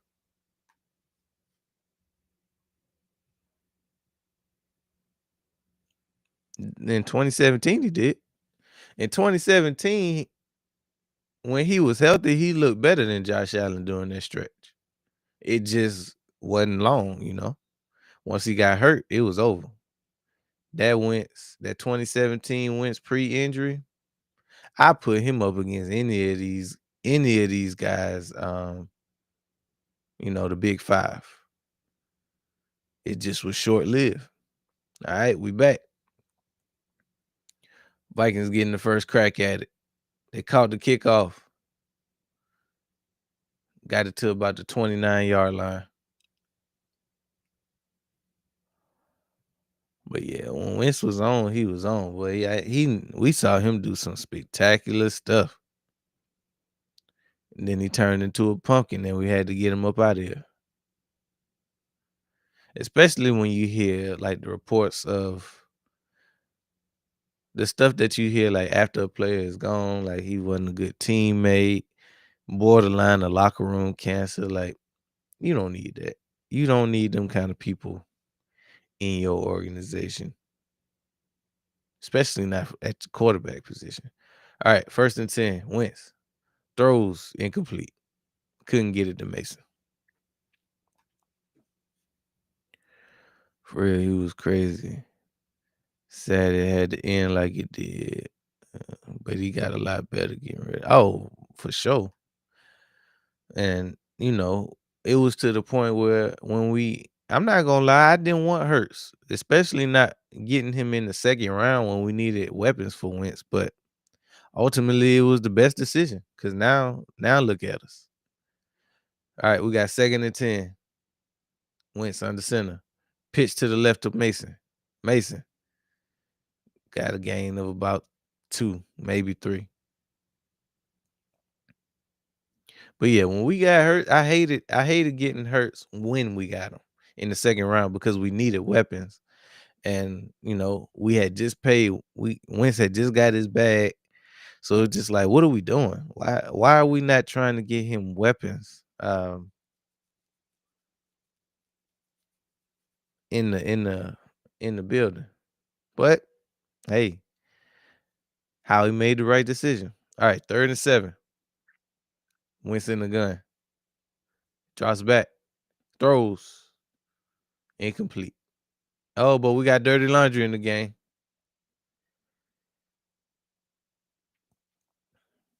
They've been trying to get Jefferson the ball. Like I said during the halftime report, he just been unsuccessful. Yeah, Jefferson a dog. It ain't he just one of the ones like, and it's just crazy to think we could have got him. Like we picked um Jalen Rager over Jay Jettis. Crazy to think. All right, so we got a 1st and 10 because of the pass interference. Wentz drops back, throws, got Jefferson, 1st down. Yeah, man, you gotta feed your guys at the end of the day. And I think out of all the things that we can complain about with KP, that's just the biggest thing. The biggest thing is just feed your guys. Now we saw him do it. We saw him call it against the Rams in the second half, but we kind of had to. All right, we got 1st and 10. Wentz under center. Play action. Wentz throws. Got Jordan Addison for another 1st down.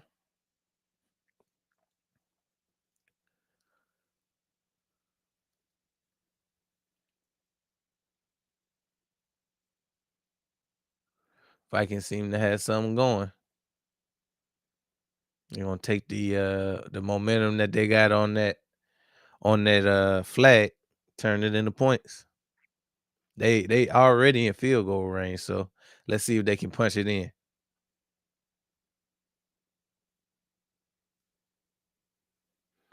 All right, we got 1st and 10 from the 20. Wentz drops back, throws, incomplete. Couldn't connect. Oh, I didn't even pay attention to the fact that Wentz was back out there. I just started calling the game. Yeah. So it looks like the injury wasn't all that bad. He back.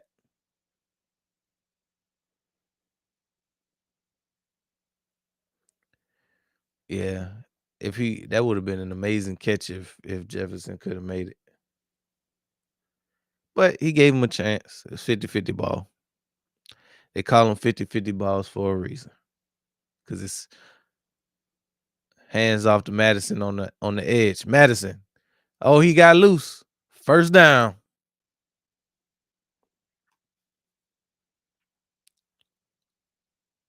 If I was the OC of the Eagles, we would score 50 a game. 50 a game. You on your Ben Johnson, huh?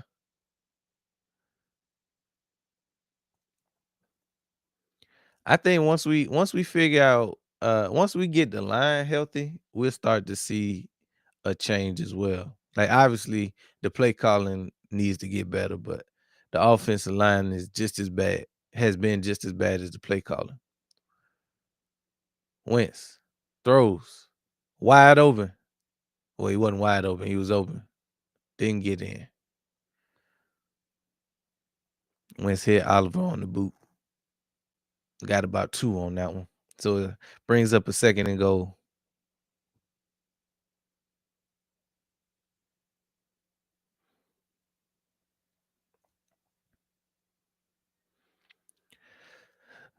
They got a second and goal inside the 5. Wentz in the gun. Hands off up the middle. Mason, touchdown, Vikings. Oh, I needed him to score that. That's got to be good for Mason's confidence too, because he put it on the carpet in the first half and got put in the doghouse a little bit, but came through with the big score, and just like that, Vikings take the lead. I will use Dyson a lot more too. Yeah, Dyson a dog. Dyson gonna get paid somewhere next year. All we need to do is get her some options. That's actually got a chance to get open. Facts. Facts.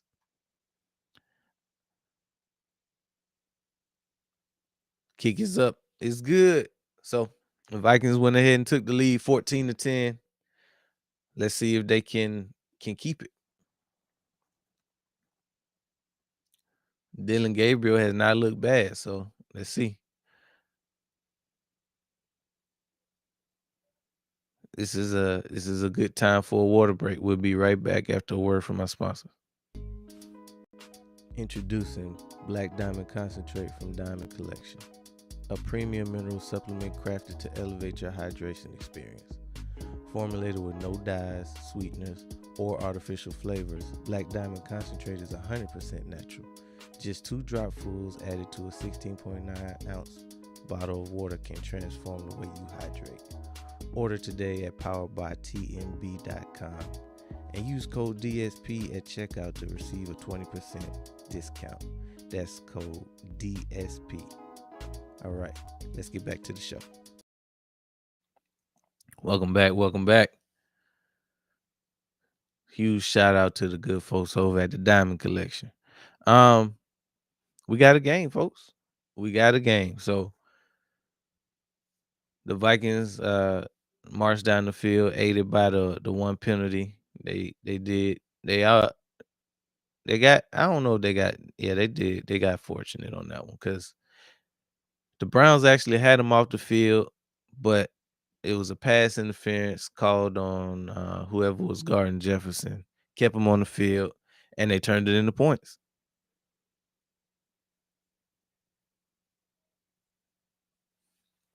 So now they've been able to score twice to the score of 14-10.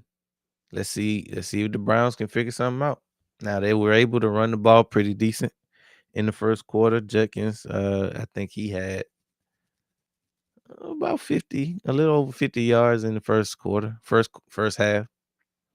The big touchdown call back. Nice average.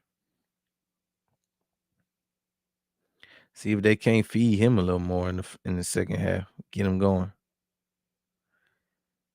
But I've been impressed with what I've seen out of Gabriel. For this to be his first real start of his career against this defense led by Brian Flores. We already know what Flores brings to the table from a pressure standpoint. Browns have actually been able to run the ball successfully, so that's helping.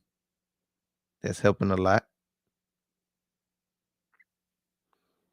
That last drive by Minnesota was 8 plays, 71 yards. Nice long drive.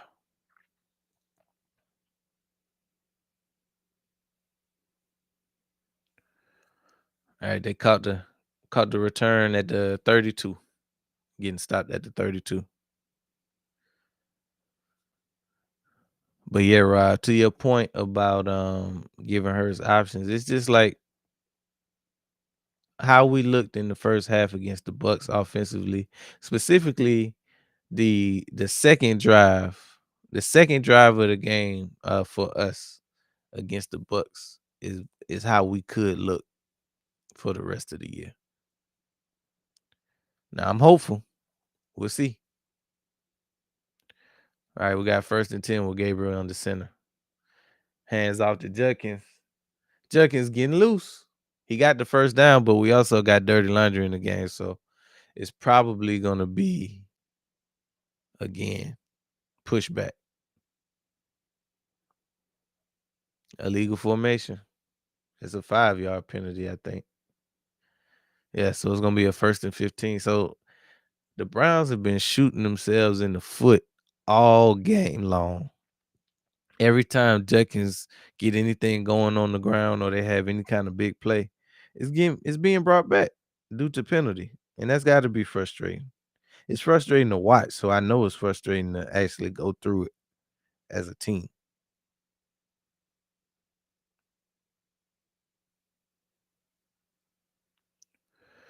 All right, so we got 1st and 15 with Gabriel in the gun.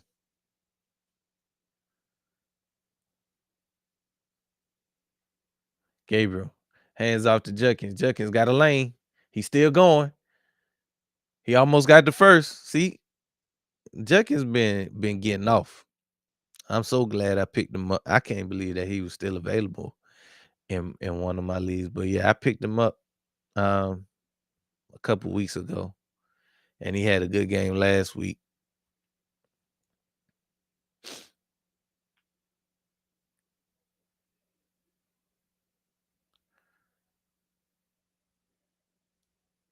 Judkins been toting that pill though, toting that rock. Thank you. All right, so we got a 2nd and 1. Cleveland hands off to Judkins again. First down, baby.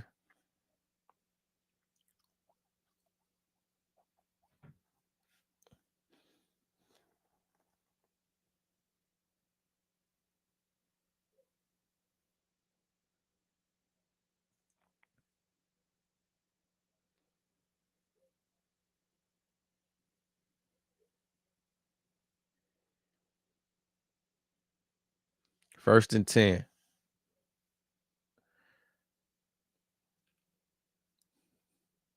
Browns. Feed him again. Judkins been getting off so far. Feed him again. Got another gain of about 7. If it ain't broke, don't try to fix it.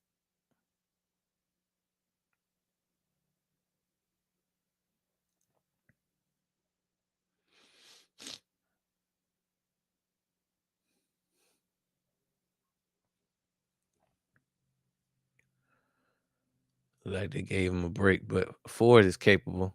All right, 2nd and 3. Hand off to Ford up the middle for another first down. They been they been shoving it down their throat.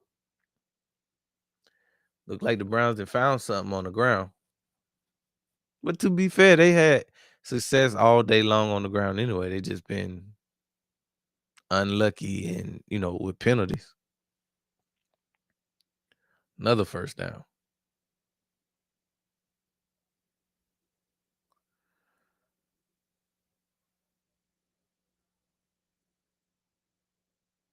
Okay, so they've been pretty even. 19 runs to 22 passes called. Hand off again to Ford. Short game that time. Maybe 3.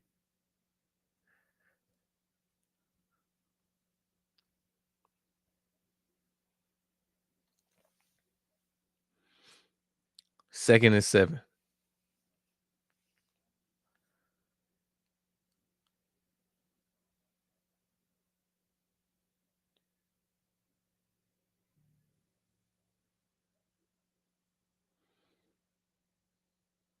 Gabriel under center.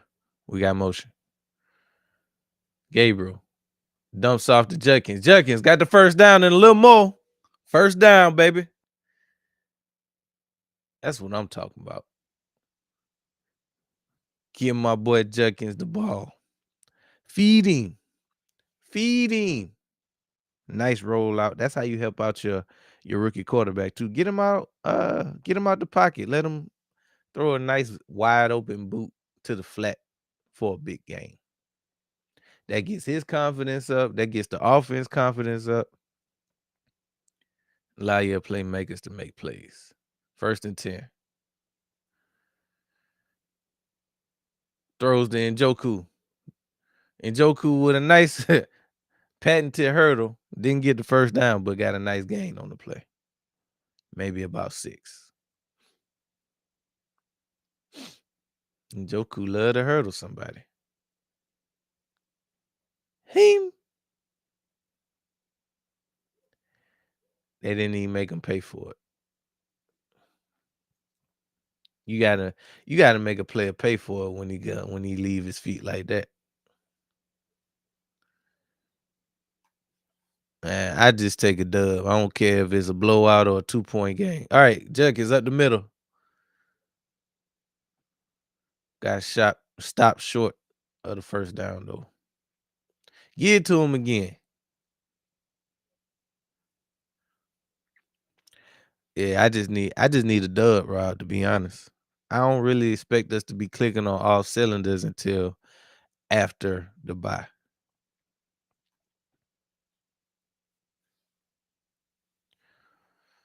Trying to go 5-0, baby. Trying to go 5-0. All right. They got a 3rd and 1. Gabriel in the gun. Hands off to Judkins. Judkins stopped short. Didn't get it. But I appreciate them still committing to the ground because they've been pretty successful with it.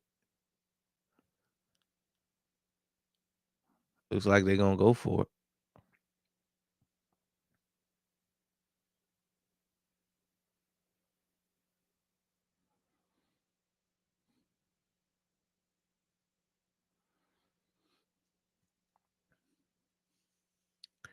It's a huge 4th and 1 for both sides. Gabriel, they got motion. Hand off up the middle. Judkins got the first down. Go ahead and get him in the end zone, man. Why not?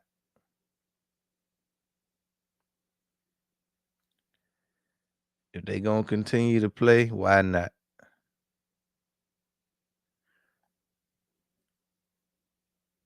Hell of a play by Judkins to stay up.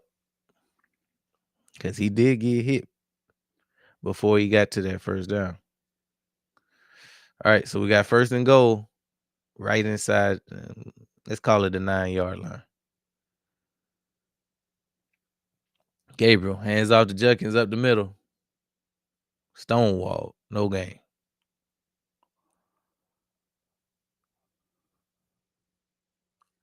Why not get him another boot, man? See if we can't get somebody on the edge for an easy tub.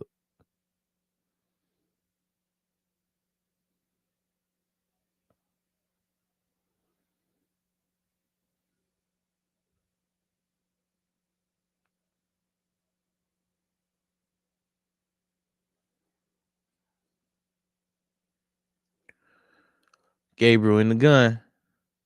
Drops back. Throws out of bounds. 3rd and goal.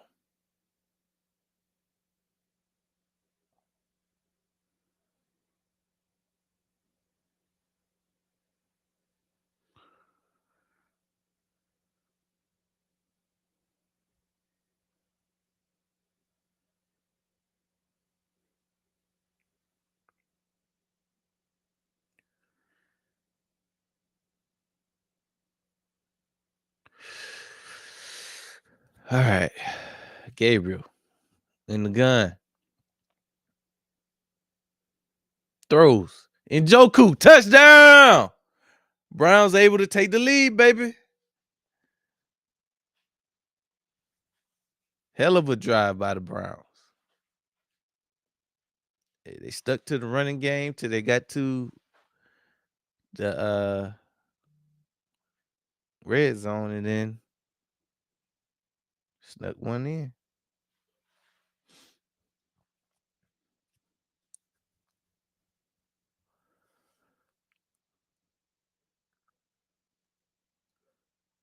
Lining up for the extra point. It's up. It's good. So the Browns were able to take the lead 17-14 over the Minnesota Vikings. Two huge catches on that drive by Njoku.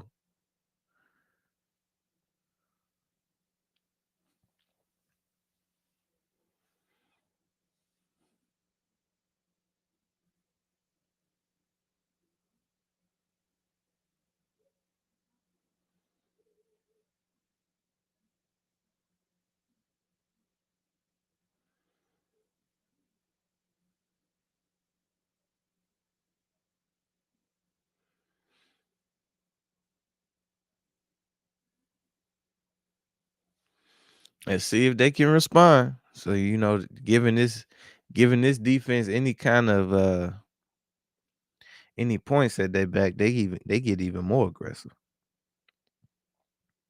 Especially once the offense becomes one dimensional. And you can release Myles Garrett and the rest of this front.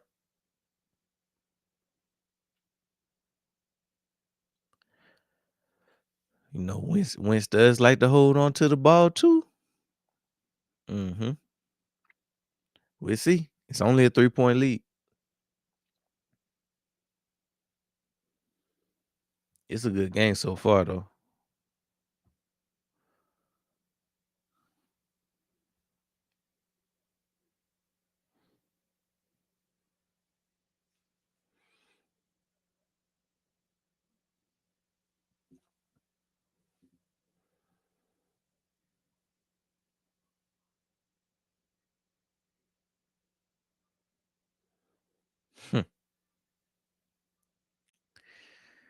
Yes, sir.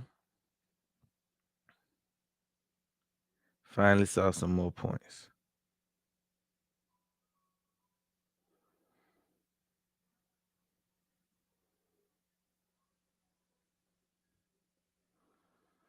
Still, it's been kind of quiet by Justin Jefferson. This is a chance for him to get off. Of course, Mason only had 37 yards so far. He did get the touchdown, but he had the early fumble that kind of kept him sidelined for a couple series. So we'll see.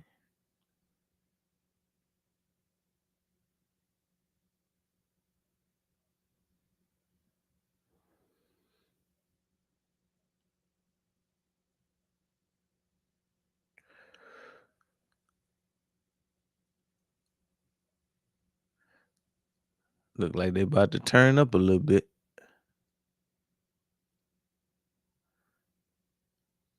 All right, they kicked off. Vikings return to 25. That's it.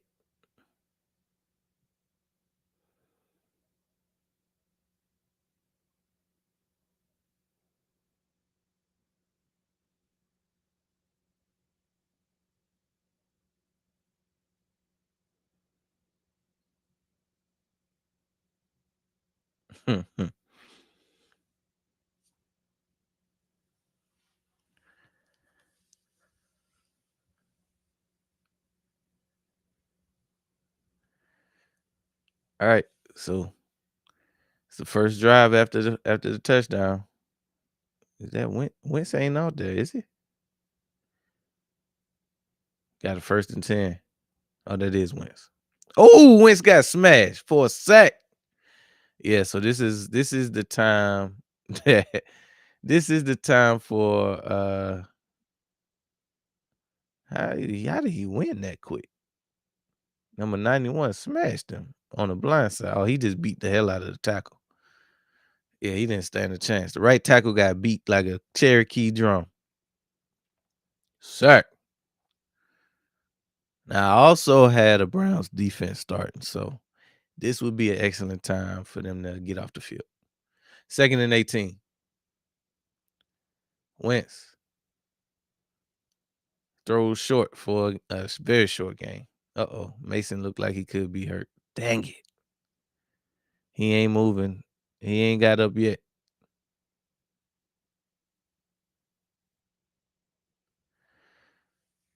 Hey, what's going on with you, Mason?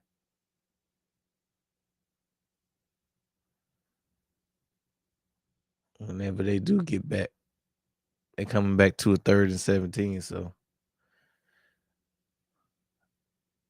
it's look like the momentum is all on the Brown side right now.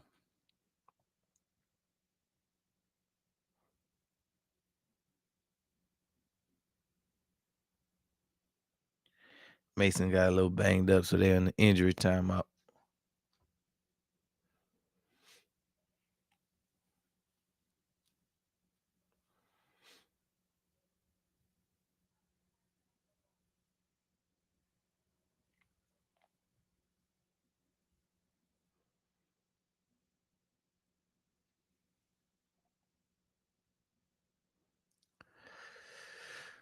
But yeah, if I can get this Browns defense to start turning up, that's what I'm starting today. The Browns defense. If I can get me a solid 10 points out of the defense, I'll be happy. 10 points or better, baby.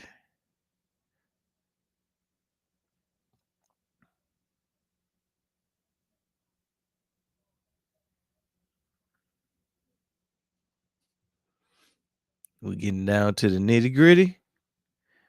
The more this game progresses, the closer we get to the 1 o'clock games, baby. That's right. Y'all already know what's on deck.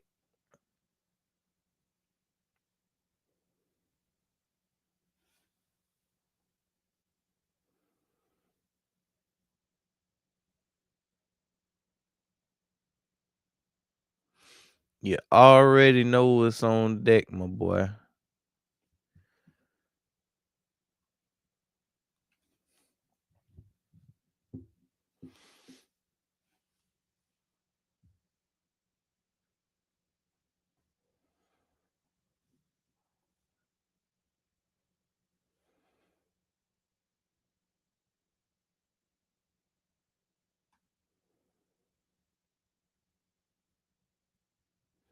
Make sure I got my thumbnails ready now.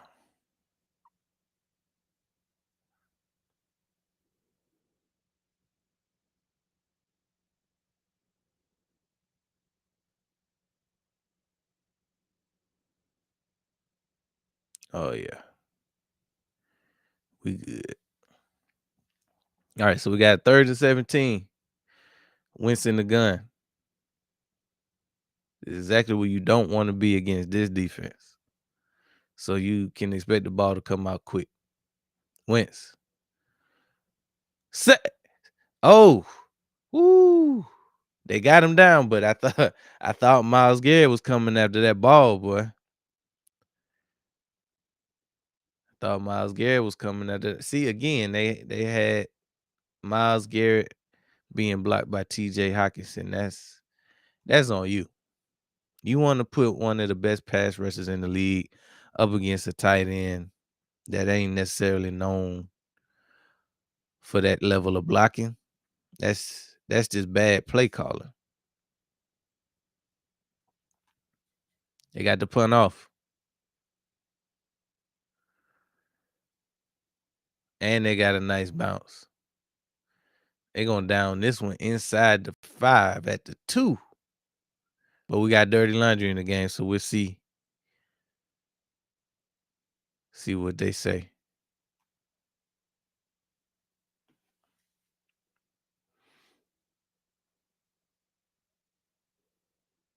They got a holding on the receiving team.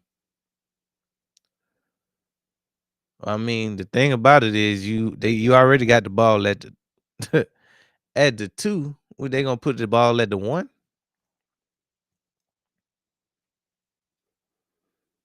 What ifs?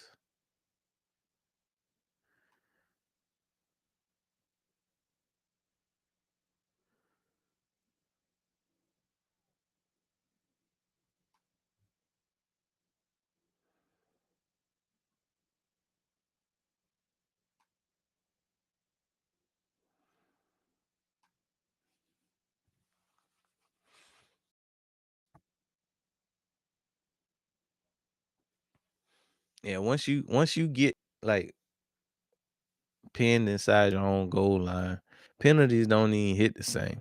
Unless you get a penalty in the end zone, it's just half the distance to the goal. So if you at the 2, you probably gonna get it at the 1. Not much difference. Even though it is a game of inches. Why does boy mouth in the middle of his chest? It's a weird commercial.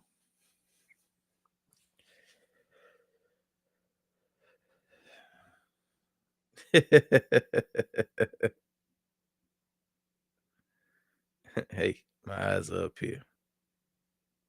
You got it, my boy. All right. So we're getting down to the nitty gritty of this game. The Browns will get the ball.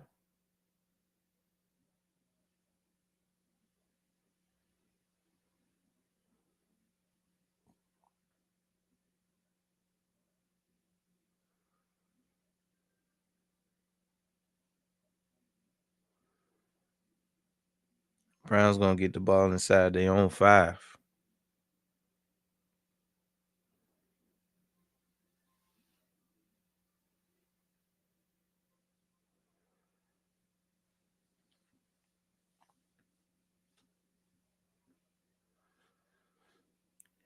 So yeah, the rookie gonna be backed up when they get back, man. That's kind of concerning if you're a Browns fan.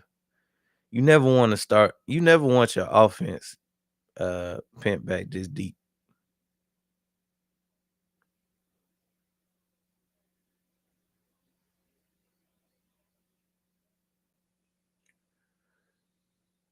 First and 10.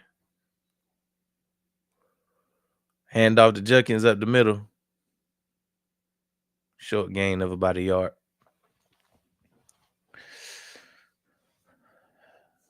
Got 2 players playing patty cake after the play. Got 2nd and 8.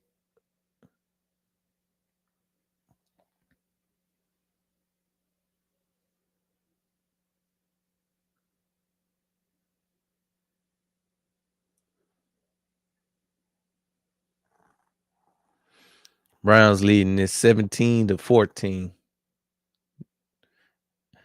with 18 seconds left to go in the 3rd quarter. Hands off to Judkins. Judkins got another nice game. Didn't quite get the first down, but he got him. Looked like he set up a 3rd and 1. End of the 3rd. Throw them 4s in the check. Drop your 4s in the check because we're going to the 4th quarter where the game is won. Where the game is won, and this is anybody's game. Right now, we got the Cleveland Browns leading the Minnesota Vikings with a score of 17-14.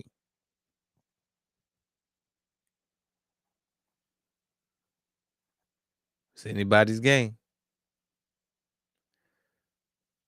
See if the Browns can't figure it out. If they can go down here and convert, or if they giving the ball back to the Vikings to possibly come down and at least tie the game or even take the lead.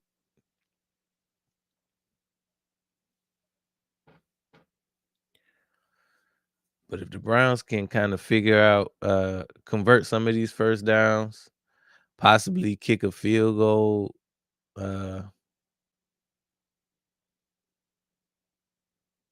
they might be able to steal this one. with the rookie quarterback. Dylan Gabriel has not been bad today, and this is a quality defensive opponent for him. Come in with a good game plan to commit to the run. They got some nice play action and boots off of the run. And they've been playing smart football, taking the points when needed, being aggressive when needed, because they did have a couple big fourth down conversions when they were in plus territory that ultimately led to them getting taking the lead. So I've been very impressed from what I've seen from the Browns offensively today. We already know what we're getting out of this defense. They're gonna bring it each and every week. But offensively, I would say this is about as good as you could hope for, especially when you consider starting Dylan Gabriel for the first time against this vaunted Minnesota Vikings defense led by Brian Flores and company. Because the way they looked against the Bengals, mm, this defense looked like world beaters against the Bengals.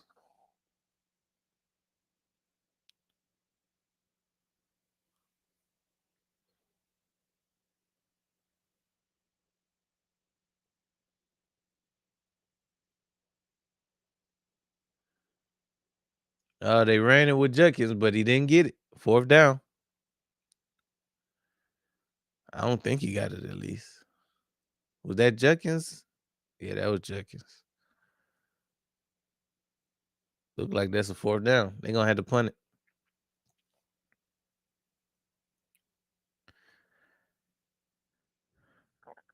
Defense figured it out.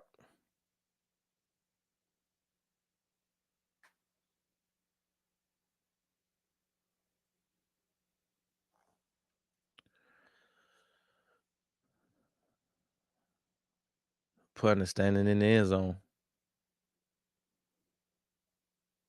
He got it off. They catch it right outside the 50 and return it. Nice return in plus territory. Vikings are gonna have some nice field position. Let's see what they do with it. Because they just about in field goal range already without even running a play on offense.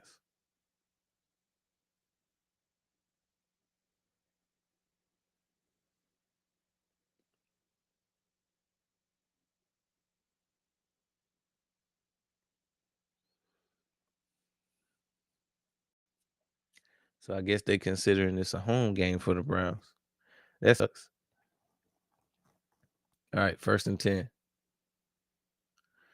Vikings got stuffed immediately. And they put it on the carpet. It look who got it though?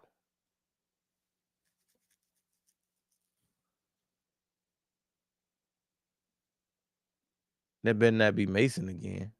Okay, that was Scott this time. Yeah, Scott definitely gave it up. He got smashed in the backfield. But who got it?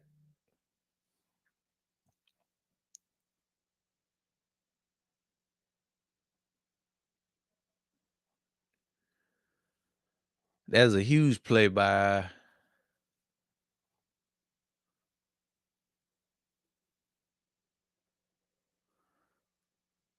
personal foul, unnecessary roughness.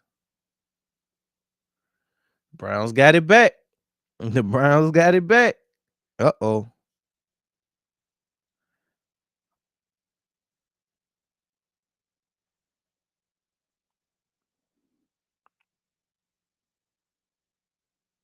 Uh-oh.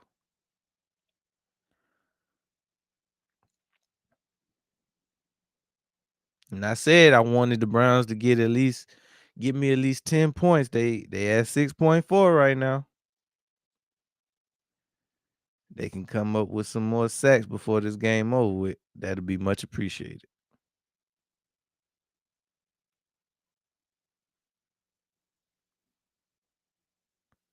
So now the Vikings have had a fumble by each of their running backs. At least they top 2 running backs. Mason got the first one. Scott just committed the second one. Cam Akers sitting back like, hey, I ain't got no fumbles and I got a touchdown. Put me in, coach.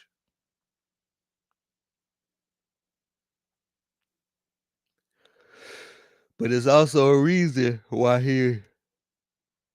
it's also a reason why he the third man on the depth chart. So, hey, see if the Browns can do something with it.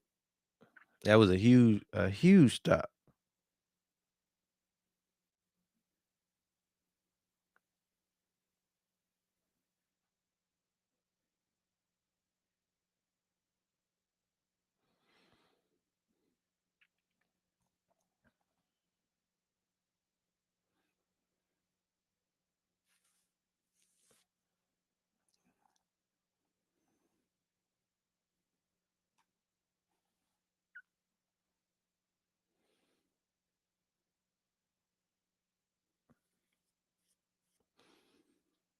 So not only will we get to see Bo Nix this week against the Eagles, but we're gonna get to see Bo Nix next week against the Jets, the winless Jets.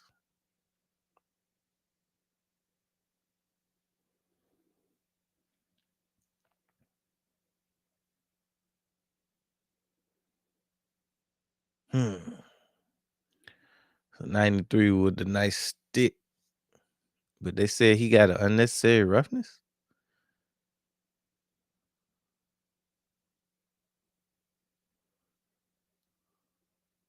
He got hurt. How he get an unnecessary roughness? All right, 1st and 10.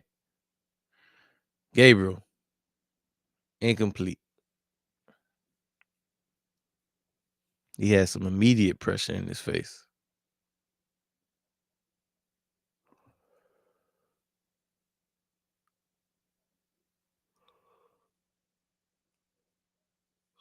Hey, the Browns got they number 2 in the fewest offensive snaps with the lead.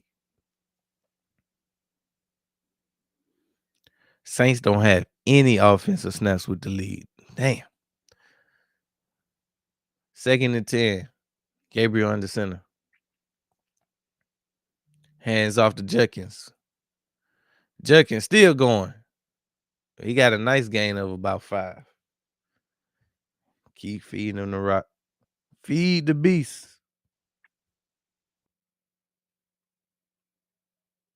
Feed the beast, baby.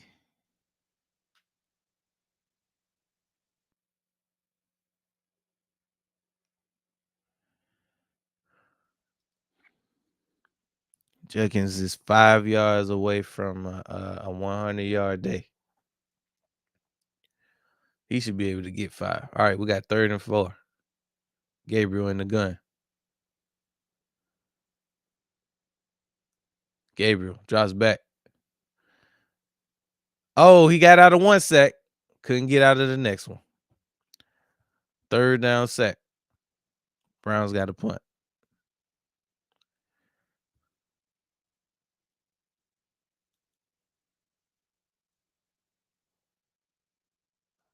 Whew.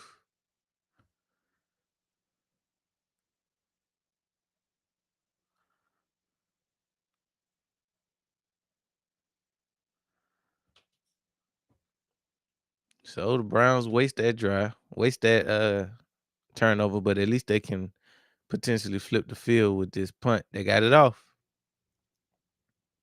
And they definitely will flip the field. Looks like they might have it at what, 25?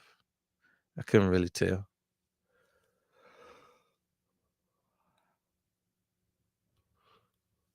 Vikings get another crack at it though. See what they do. Let's see what they do. This is another excellent time for a water break, but we'll be right back after a word from our sponsor. Introducing Black Diamond Concentrate from Diamond Collection. a premium mineral supplement crafted to elevate your hydration experience. Formulated with no dyes, sweeteners, or artificial flavors, Black Diamond Concentrate is 100% natural. Just 2 dropfuls added to a 16.9-ounce bottle of water can transform the way you hydrate. Order today at poweredbytmb.com and use code DSP at checkout to receive a 20% discount. That's code DSP. All right, let's get back to the show. Welcome back.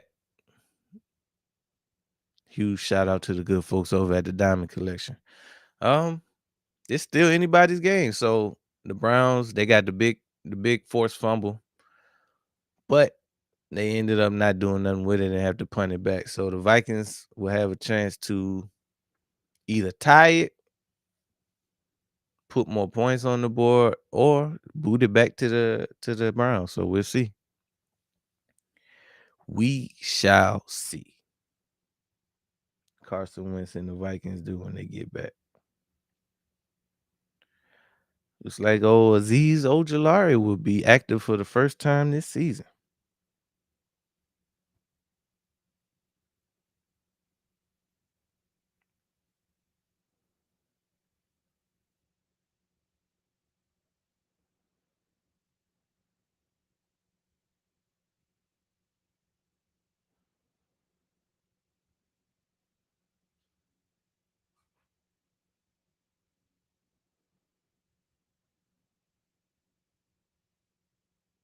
Mm. And Njoku been having a nice game so far. On my bench with 16 points. Ain't been doing nothing all year. But I mean, if he's gonna be a target for Dylan Gabriel, that could be something for me to look at.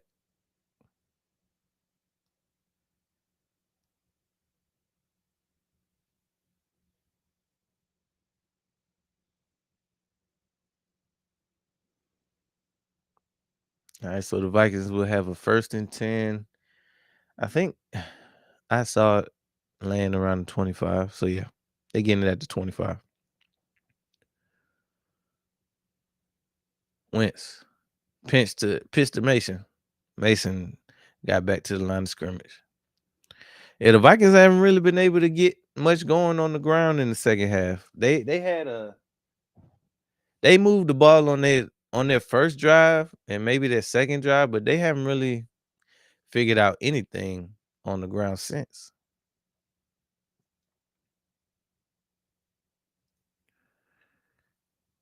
All right, we got a 2nd and 10. Wentz drops back, surveys, throws, incomplete. Tried to hit Addison. Defense broke it up.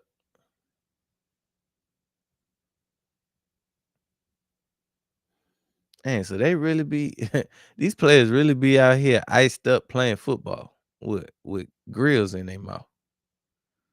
Fascinating.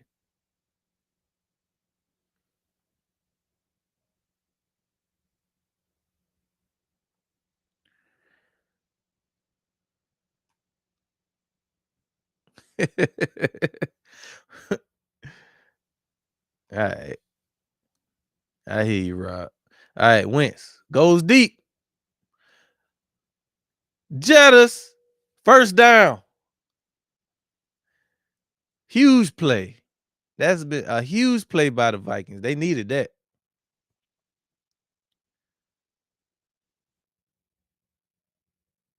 Caught him in the zone. Shoot, I thought he was about to go all the way for a second. Beep.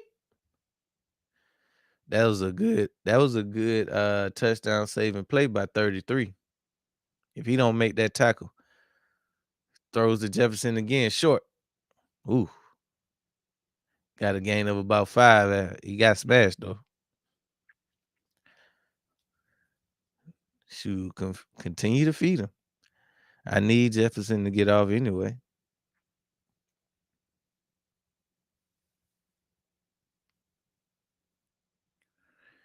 We got a 2nd and 5.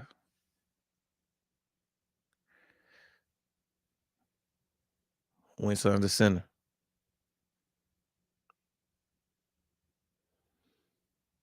Play action. Throws. Incomplete.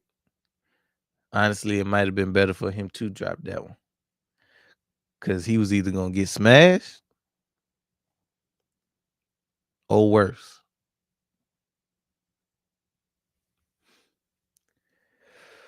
Raise up a 35. Go ahead and hit Jefferson again for a touchdown.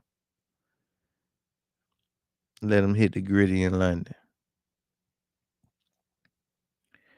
The gritty. 3rd and 5. Wentz. Drops back. He ducks. He sacked. Ain't nothing going. Browns got another sack, but damn, they in field goal range. They gonna kick a field goal. I'm kind of sure of it.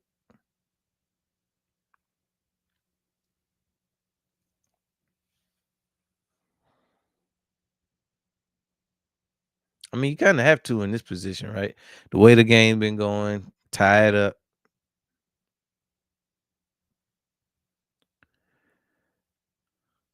Bad for my defense, though. The kick is up. Oh, it's no good. It's no good. 51-yard attempt, shank to the right. Oops. Laces was out. He just missed it. I'll take it. I will take it.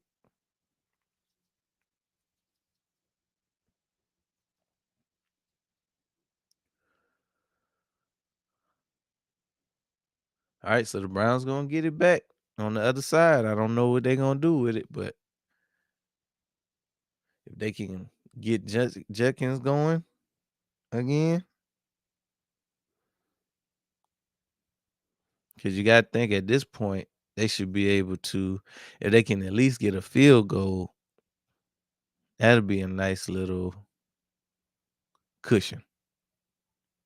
At this point in the fourth quarter.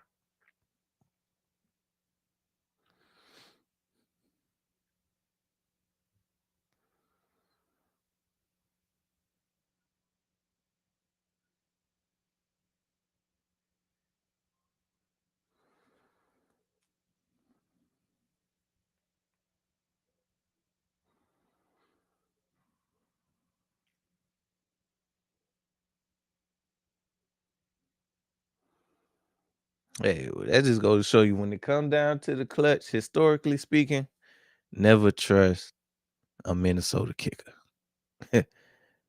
Never trust a Minnesota kicker.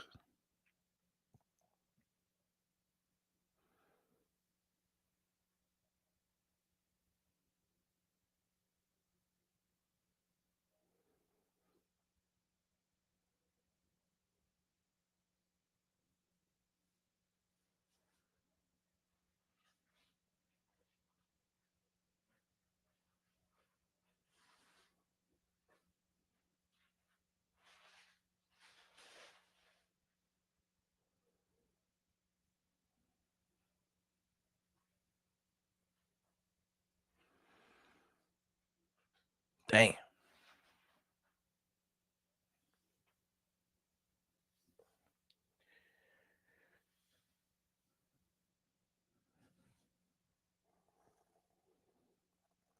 And Rod, did you mean 500 yards or 500 touchdowns?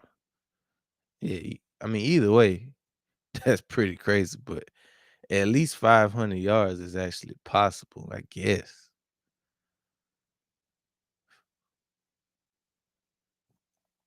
All right, 1st and 10. Gabriel under center. Hands off to Judkins. Lost a yard. And we got dirty laundry in the game. Looks like a hold. It's coming back. I mean, ain't nothing to come back. They probably. I guess the run didn't count. The best part about that run is that it didn't count.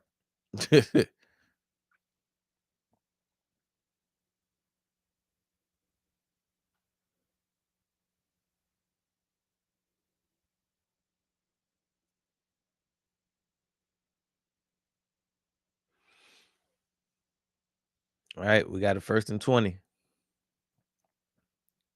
Gabriel in the gun. Play action. Gabriel throws short. Njoku got a nice gain of about 10.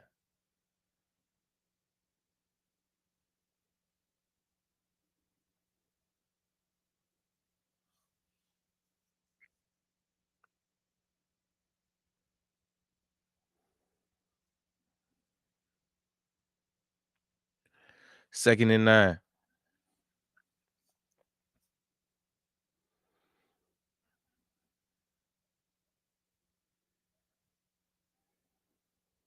Gabriel under center.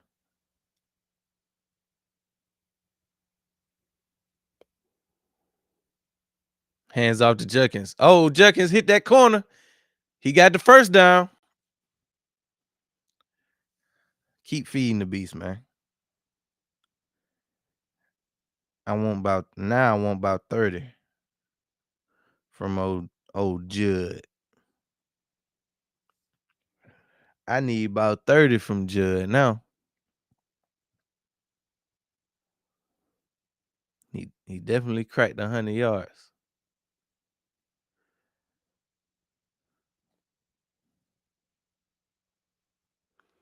First and 10.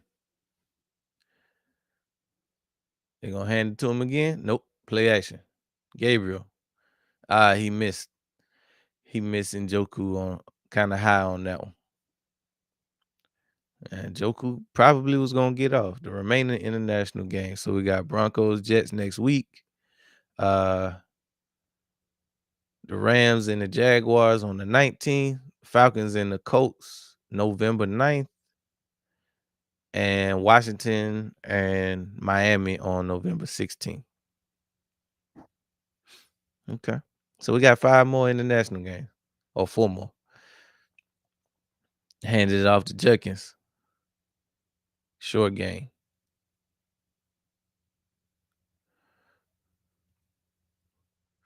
Yeah, Judkins been getting off, but if he'd have got that touchdown, he'd have went stupid.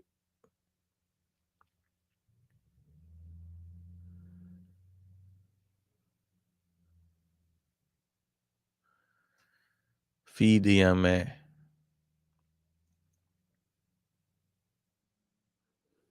21 rushes for 112 yards. I take that every week. 3rd and 7. Gabriel in the gun. Gabriel drops back. Throws. Out of bounds. Are they in field goal range, though? I don't think so. I don't think they in field goal range. I think they just got to punt it. Pin them deep. Let Jefferson get off. Or let the defense get off. I take either one. I either take Jefferson going off big or the Browns defense coming up with a huge scoring opportunity themselves. I ain't hard to please. I just want to see some points. All right, they got it off. Oh, look like they pinned him. They pinned him inside the 2. Oh no, they saying it was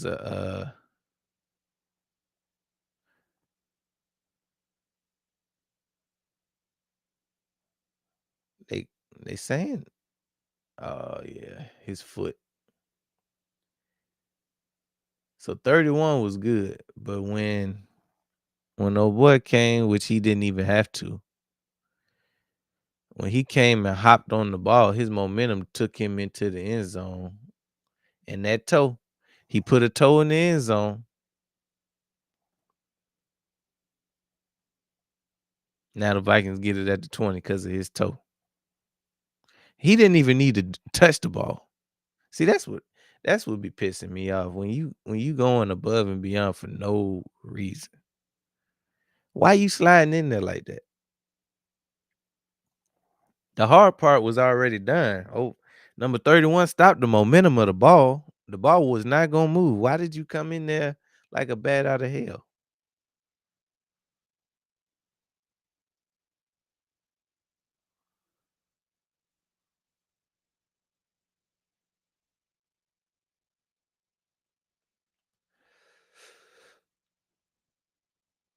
All right, so the Vikings got a 1st and 10 at the 20-yard line. That toe, man.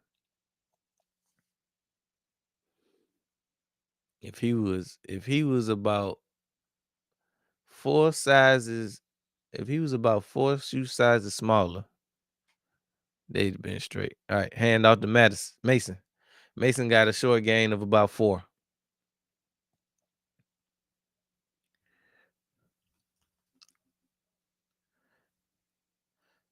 Mason just ain't been able to get going. Yeah, they showing both the fumbles from both running backs. But I mean, like I said before, this is a stingy unit. They hard to move the ball on consistently. 2nd and 6. Wentz drops back, throws. Got TJ Hawkinson for a first down.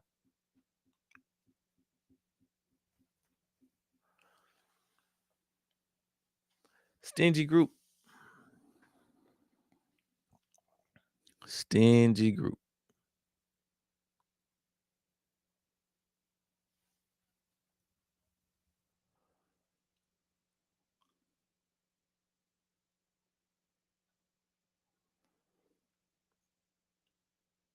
All right, so we got 5 minutes left in the fourth quarter. Cleveland Browns leading the Minnesota Vikings by 17 to 14. Got a 3-point lead. Vikings got to make something shake on this drive if they want to at least tie it up. That looked like a catch. All right, it was 2nd and 5. Nice catch by Jordan Addison.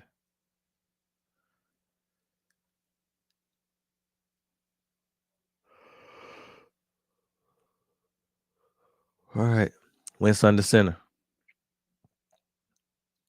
Hands off to Mason. Mason got the first. Got more. He's in plus territory for the first down, baby. Hey, if he can go ahead and punch it in, that would be.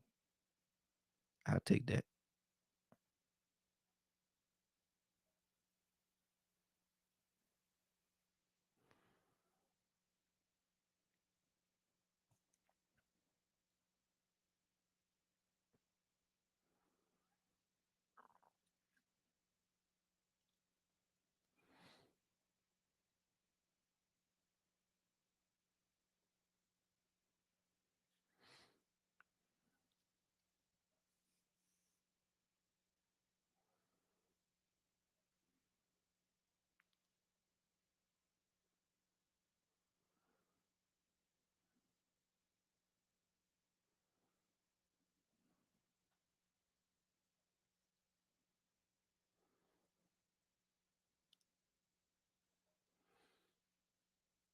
All right, we just under 5 minutes.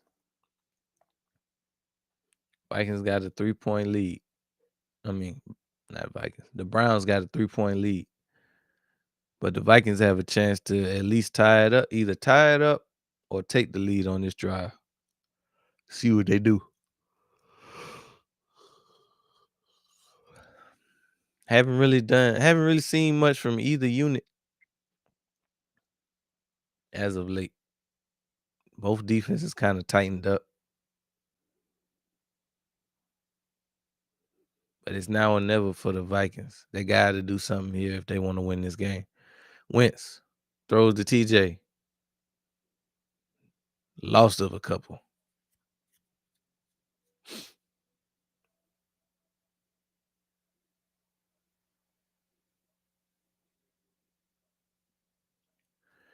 Brings up a 3rd and 11, where you don't want to be on this defense.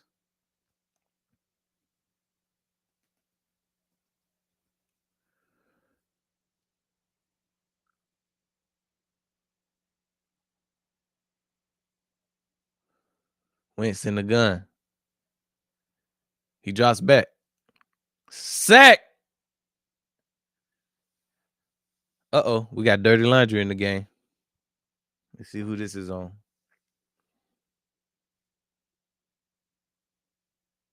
They can't block these boys up front. They just can't. They just can't. Collins got back there super easy with a nasty spin move.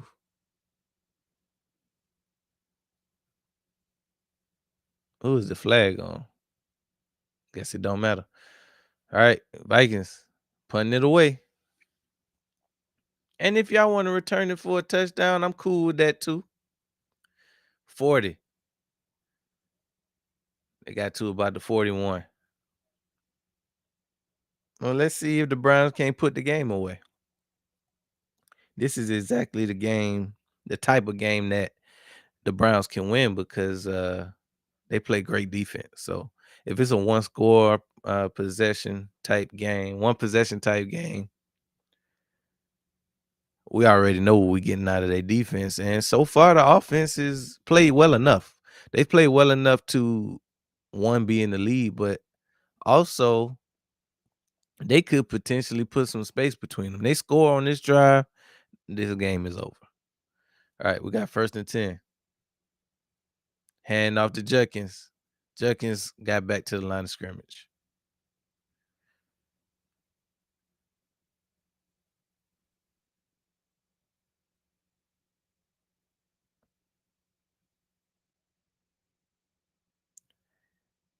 They got back to the line of scrimmage.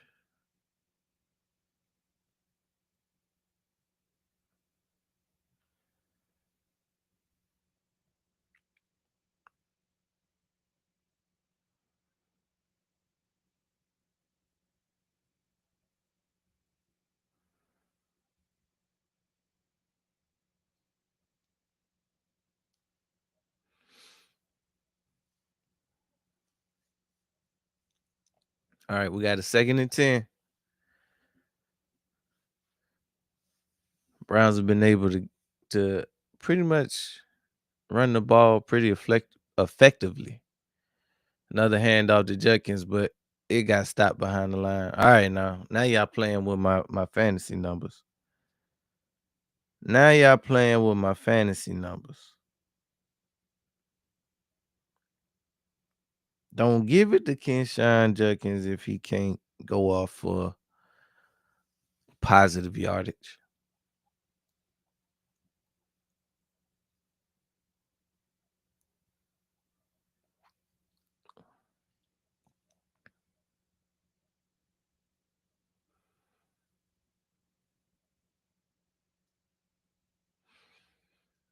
Ain't the Vikings 4-0 in London?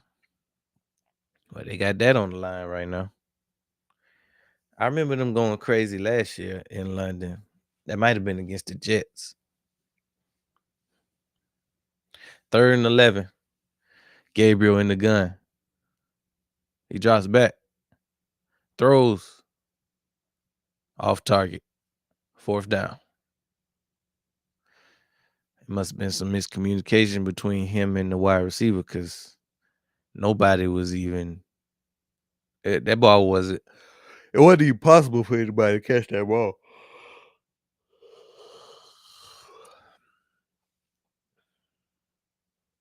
All right, 4th and 11. They got to punt it. It's all up to the defense, I guess. They've been holding it down for this long. Maybe they can come up with another takeaway. They got the punt off. Catches is at the 20.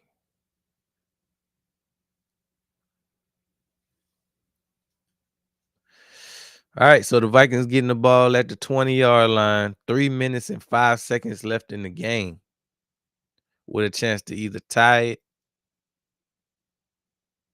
or take the lead altogether. See if Wentz can find Justin Jefferson on this last drive when it matters the most.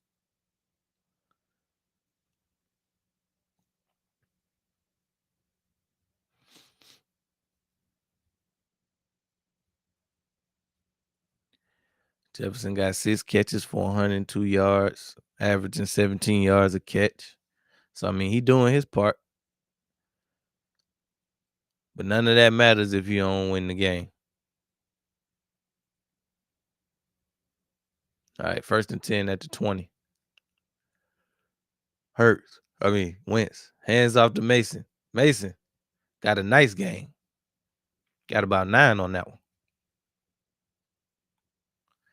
They do have time to run the ball.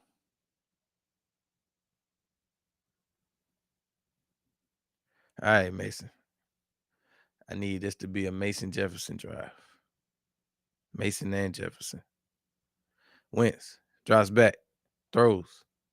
Got a man. First down, Naylor. Got about 2:20 left on the clock.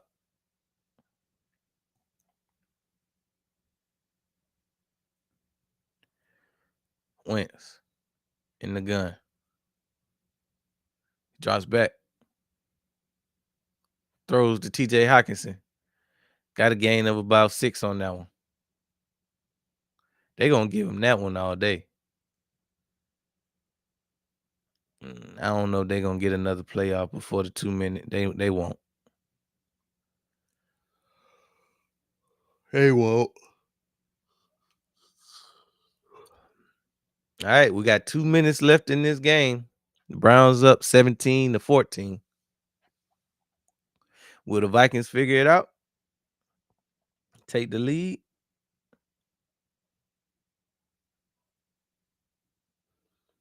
Or are they going to fold and lose this game to the Cleveland Browns?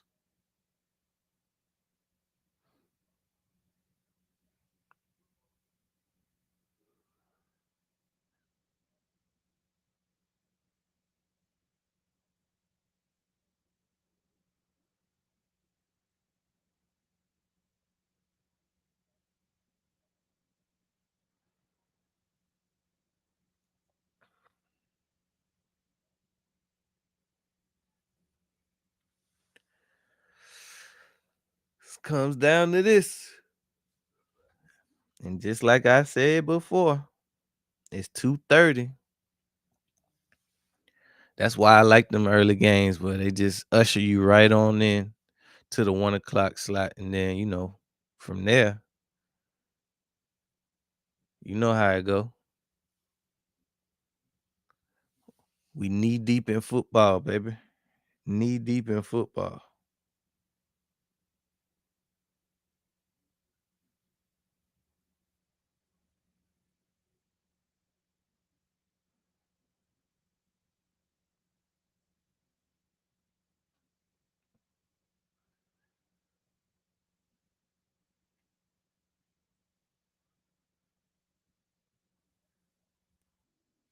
There you go.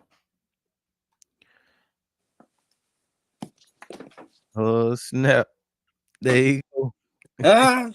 Finally, Dom has come back to Sunday football. Fresh off the airport. Fresh off the plane. Fresh off the plane. Just came in the house, came straight upstairs. How was the flight, though? It was straight. I was asleep the whole time. Oh, yeah. Them the You know best how I ones. do it. Them the best ones. Hey, we in the dog fight right now, though. Vikings got a chance to either tie it up, It's still take the lead. 17-14. Yeah. I seen they missed that field goal. That's the last play I saw.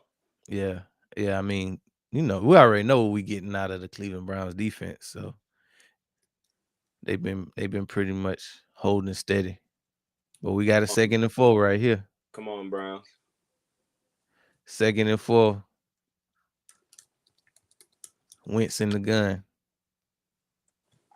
Fumbles.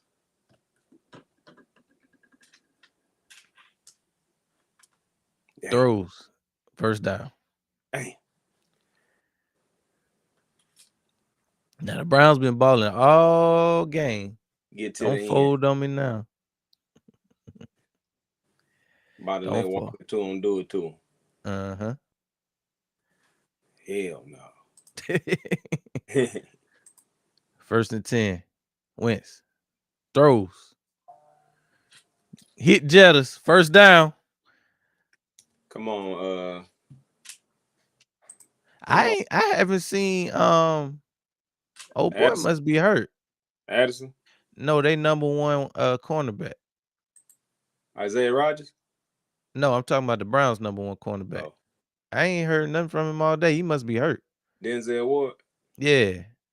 What number is Denzel? Is he 21? I can't even tell you what number he is. I ain't I gonna lie think to you. unless he's 21, maybe they just been staying away from him. Let me see. Cause I didn't seen Delpit. I definitely didn't seen Newsom. Ward might just be 21. He might just be on that status where you just don't throw on his side.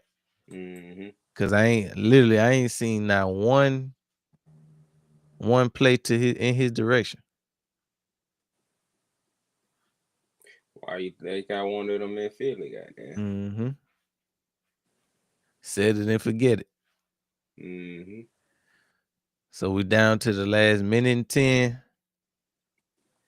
Vikings got a first down inside the 30. See what they do. Wentz just went empty. Drops back. Throws the nailer. Broke one tackle. Got about 5. Yeah, it looked like the Browns about to fold. Damn. Come Got on. 2nd and 5. Come on. What's his name off the edge? Myles Garrett. Yeah, Garrett. Come on. 2nd and 5.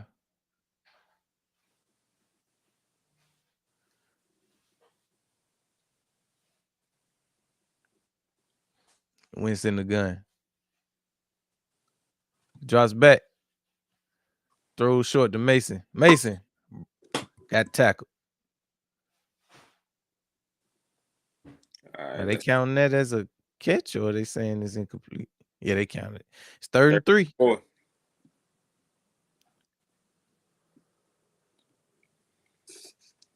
See what they do.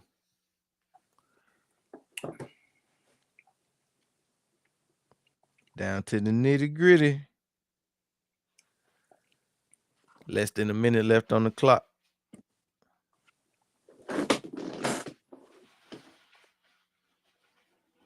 Yeah, I really need the defense to come up with a damn turnover.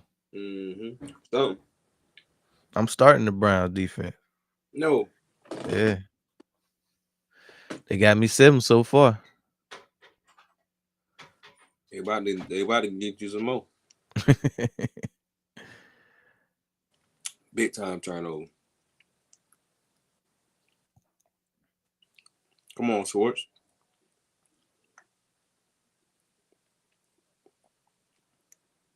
What they trying to say he ain't what they reviewing?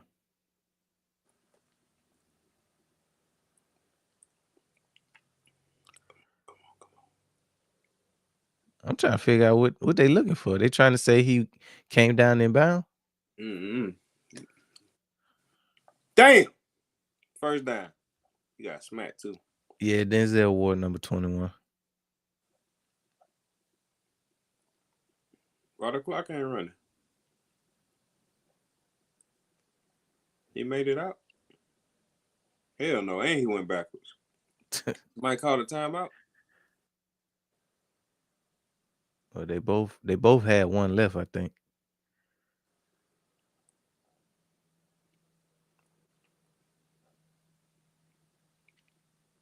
Oh yeah. Wait. Shit, I guess somebody called one. Cause ain't no way that clock ain't still running. They might have just called him out. Hell no. That nigga went nowhere near out of bounds. He damn sure wasn't. He damn sure wasn't.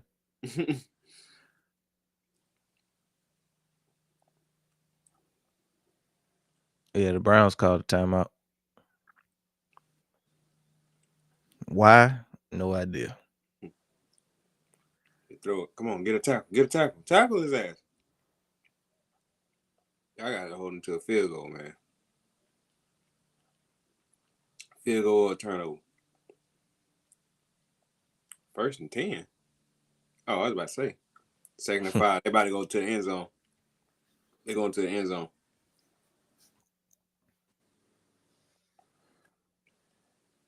Told you. Touchdown. Fuck. I knew it. Second down, 2nd and 5. You know they going to the end zone. Why not?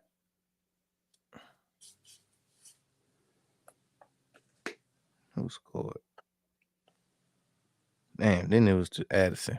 I ain't even get the benefit. You got Jeff Yeah, I got Jefferson.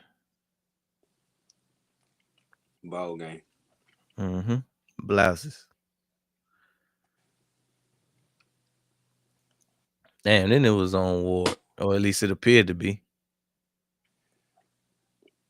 Looked like they was in the zone. Could have been cover 2.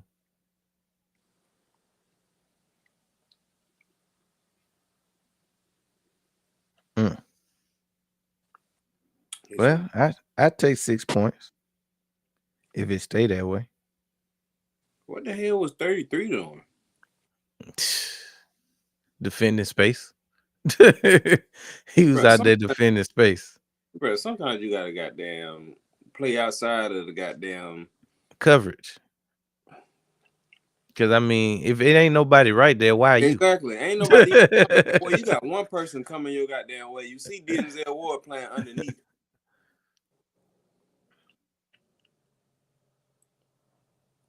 He didn't took the underneath away. What the hell is you doing? Yeah. He gave up way too much space on that one. He should have at least split the difference with his alignment. Like he lost that off alignment alone. Bullshit. They've been playing good defense all game just to get torn up by walking to him at the end. Walked it down on him. Must look like Pooh Shiesty out there.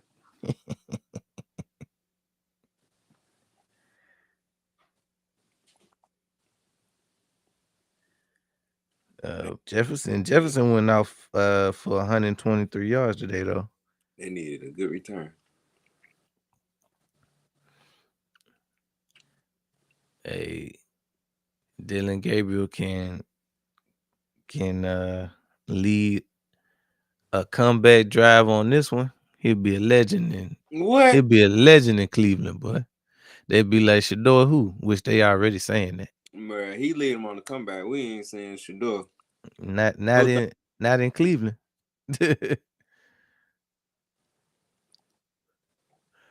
Cause to be real, he hadn't played bad today. Like it ain't really no reason.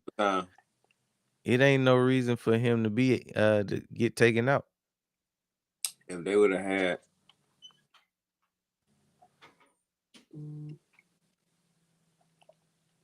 then they burned that time out for no reason, just to get burnt, just to get torched anyway.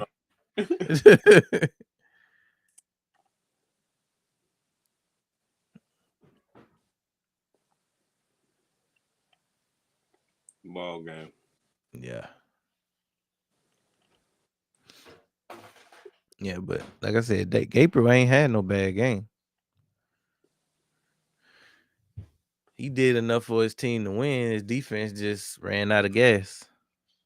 And to be fair, they did get a long touchdown run called back. Judkins had broke loose for like 20, 30 yards, but got a holding penalty. So, I mean, you know how it go. But that's neither here nor there, baby, because the real game about to come on that one. Got here just in time. What the hell going on?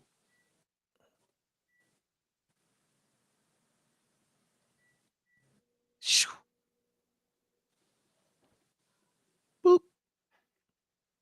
Oh, he caught the pick. Who was that caught it? Was that Rodgers? Rodgers number 2?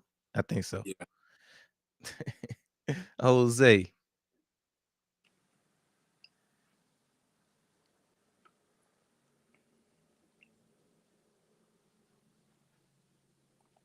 They put 7 seconds back on the clock. For what?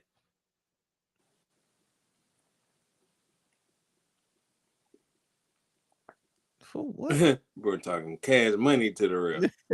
And let me see you after the game. Strike bastard. They hit the 49.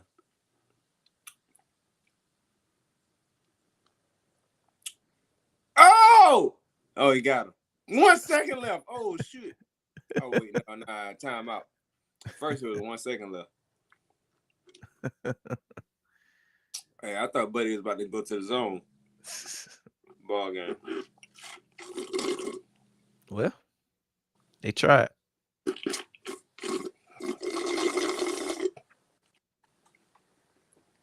And it's moving bus. Sound like it. But he had nothing but the bottom of the net on that one. Yeah, it did look like he had a chance, but Rodgers probably would have caught him. Yeah. But that was a hell of a game, though. Nice little appetizer to this main course that y'all about to get. Yes, sir. That's right. Don't meet us there. Beat us there. You know where we going. We're gonna be in Philly against the Broncos and Mo Picks. I mean Bo Nix. Make sure y'all hit that like button, subscribe to the channel, and we'll be right back at 1 o'clock, baby. Let's go.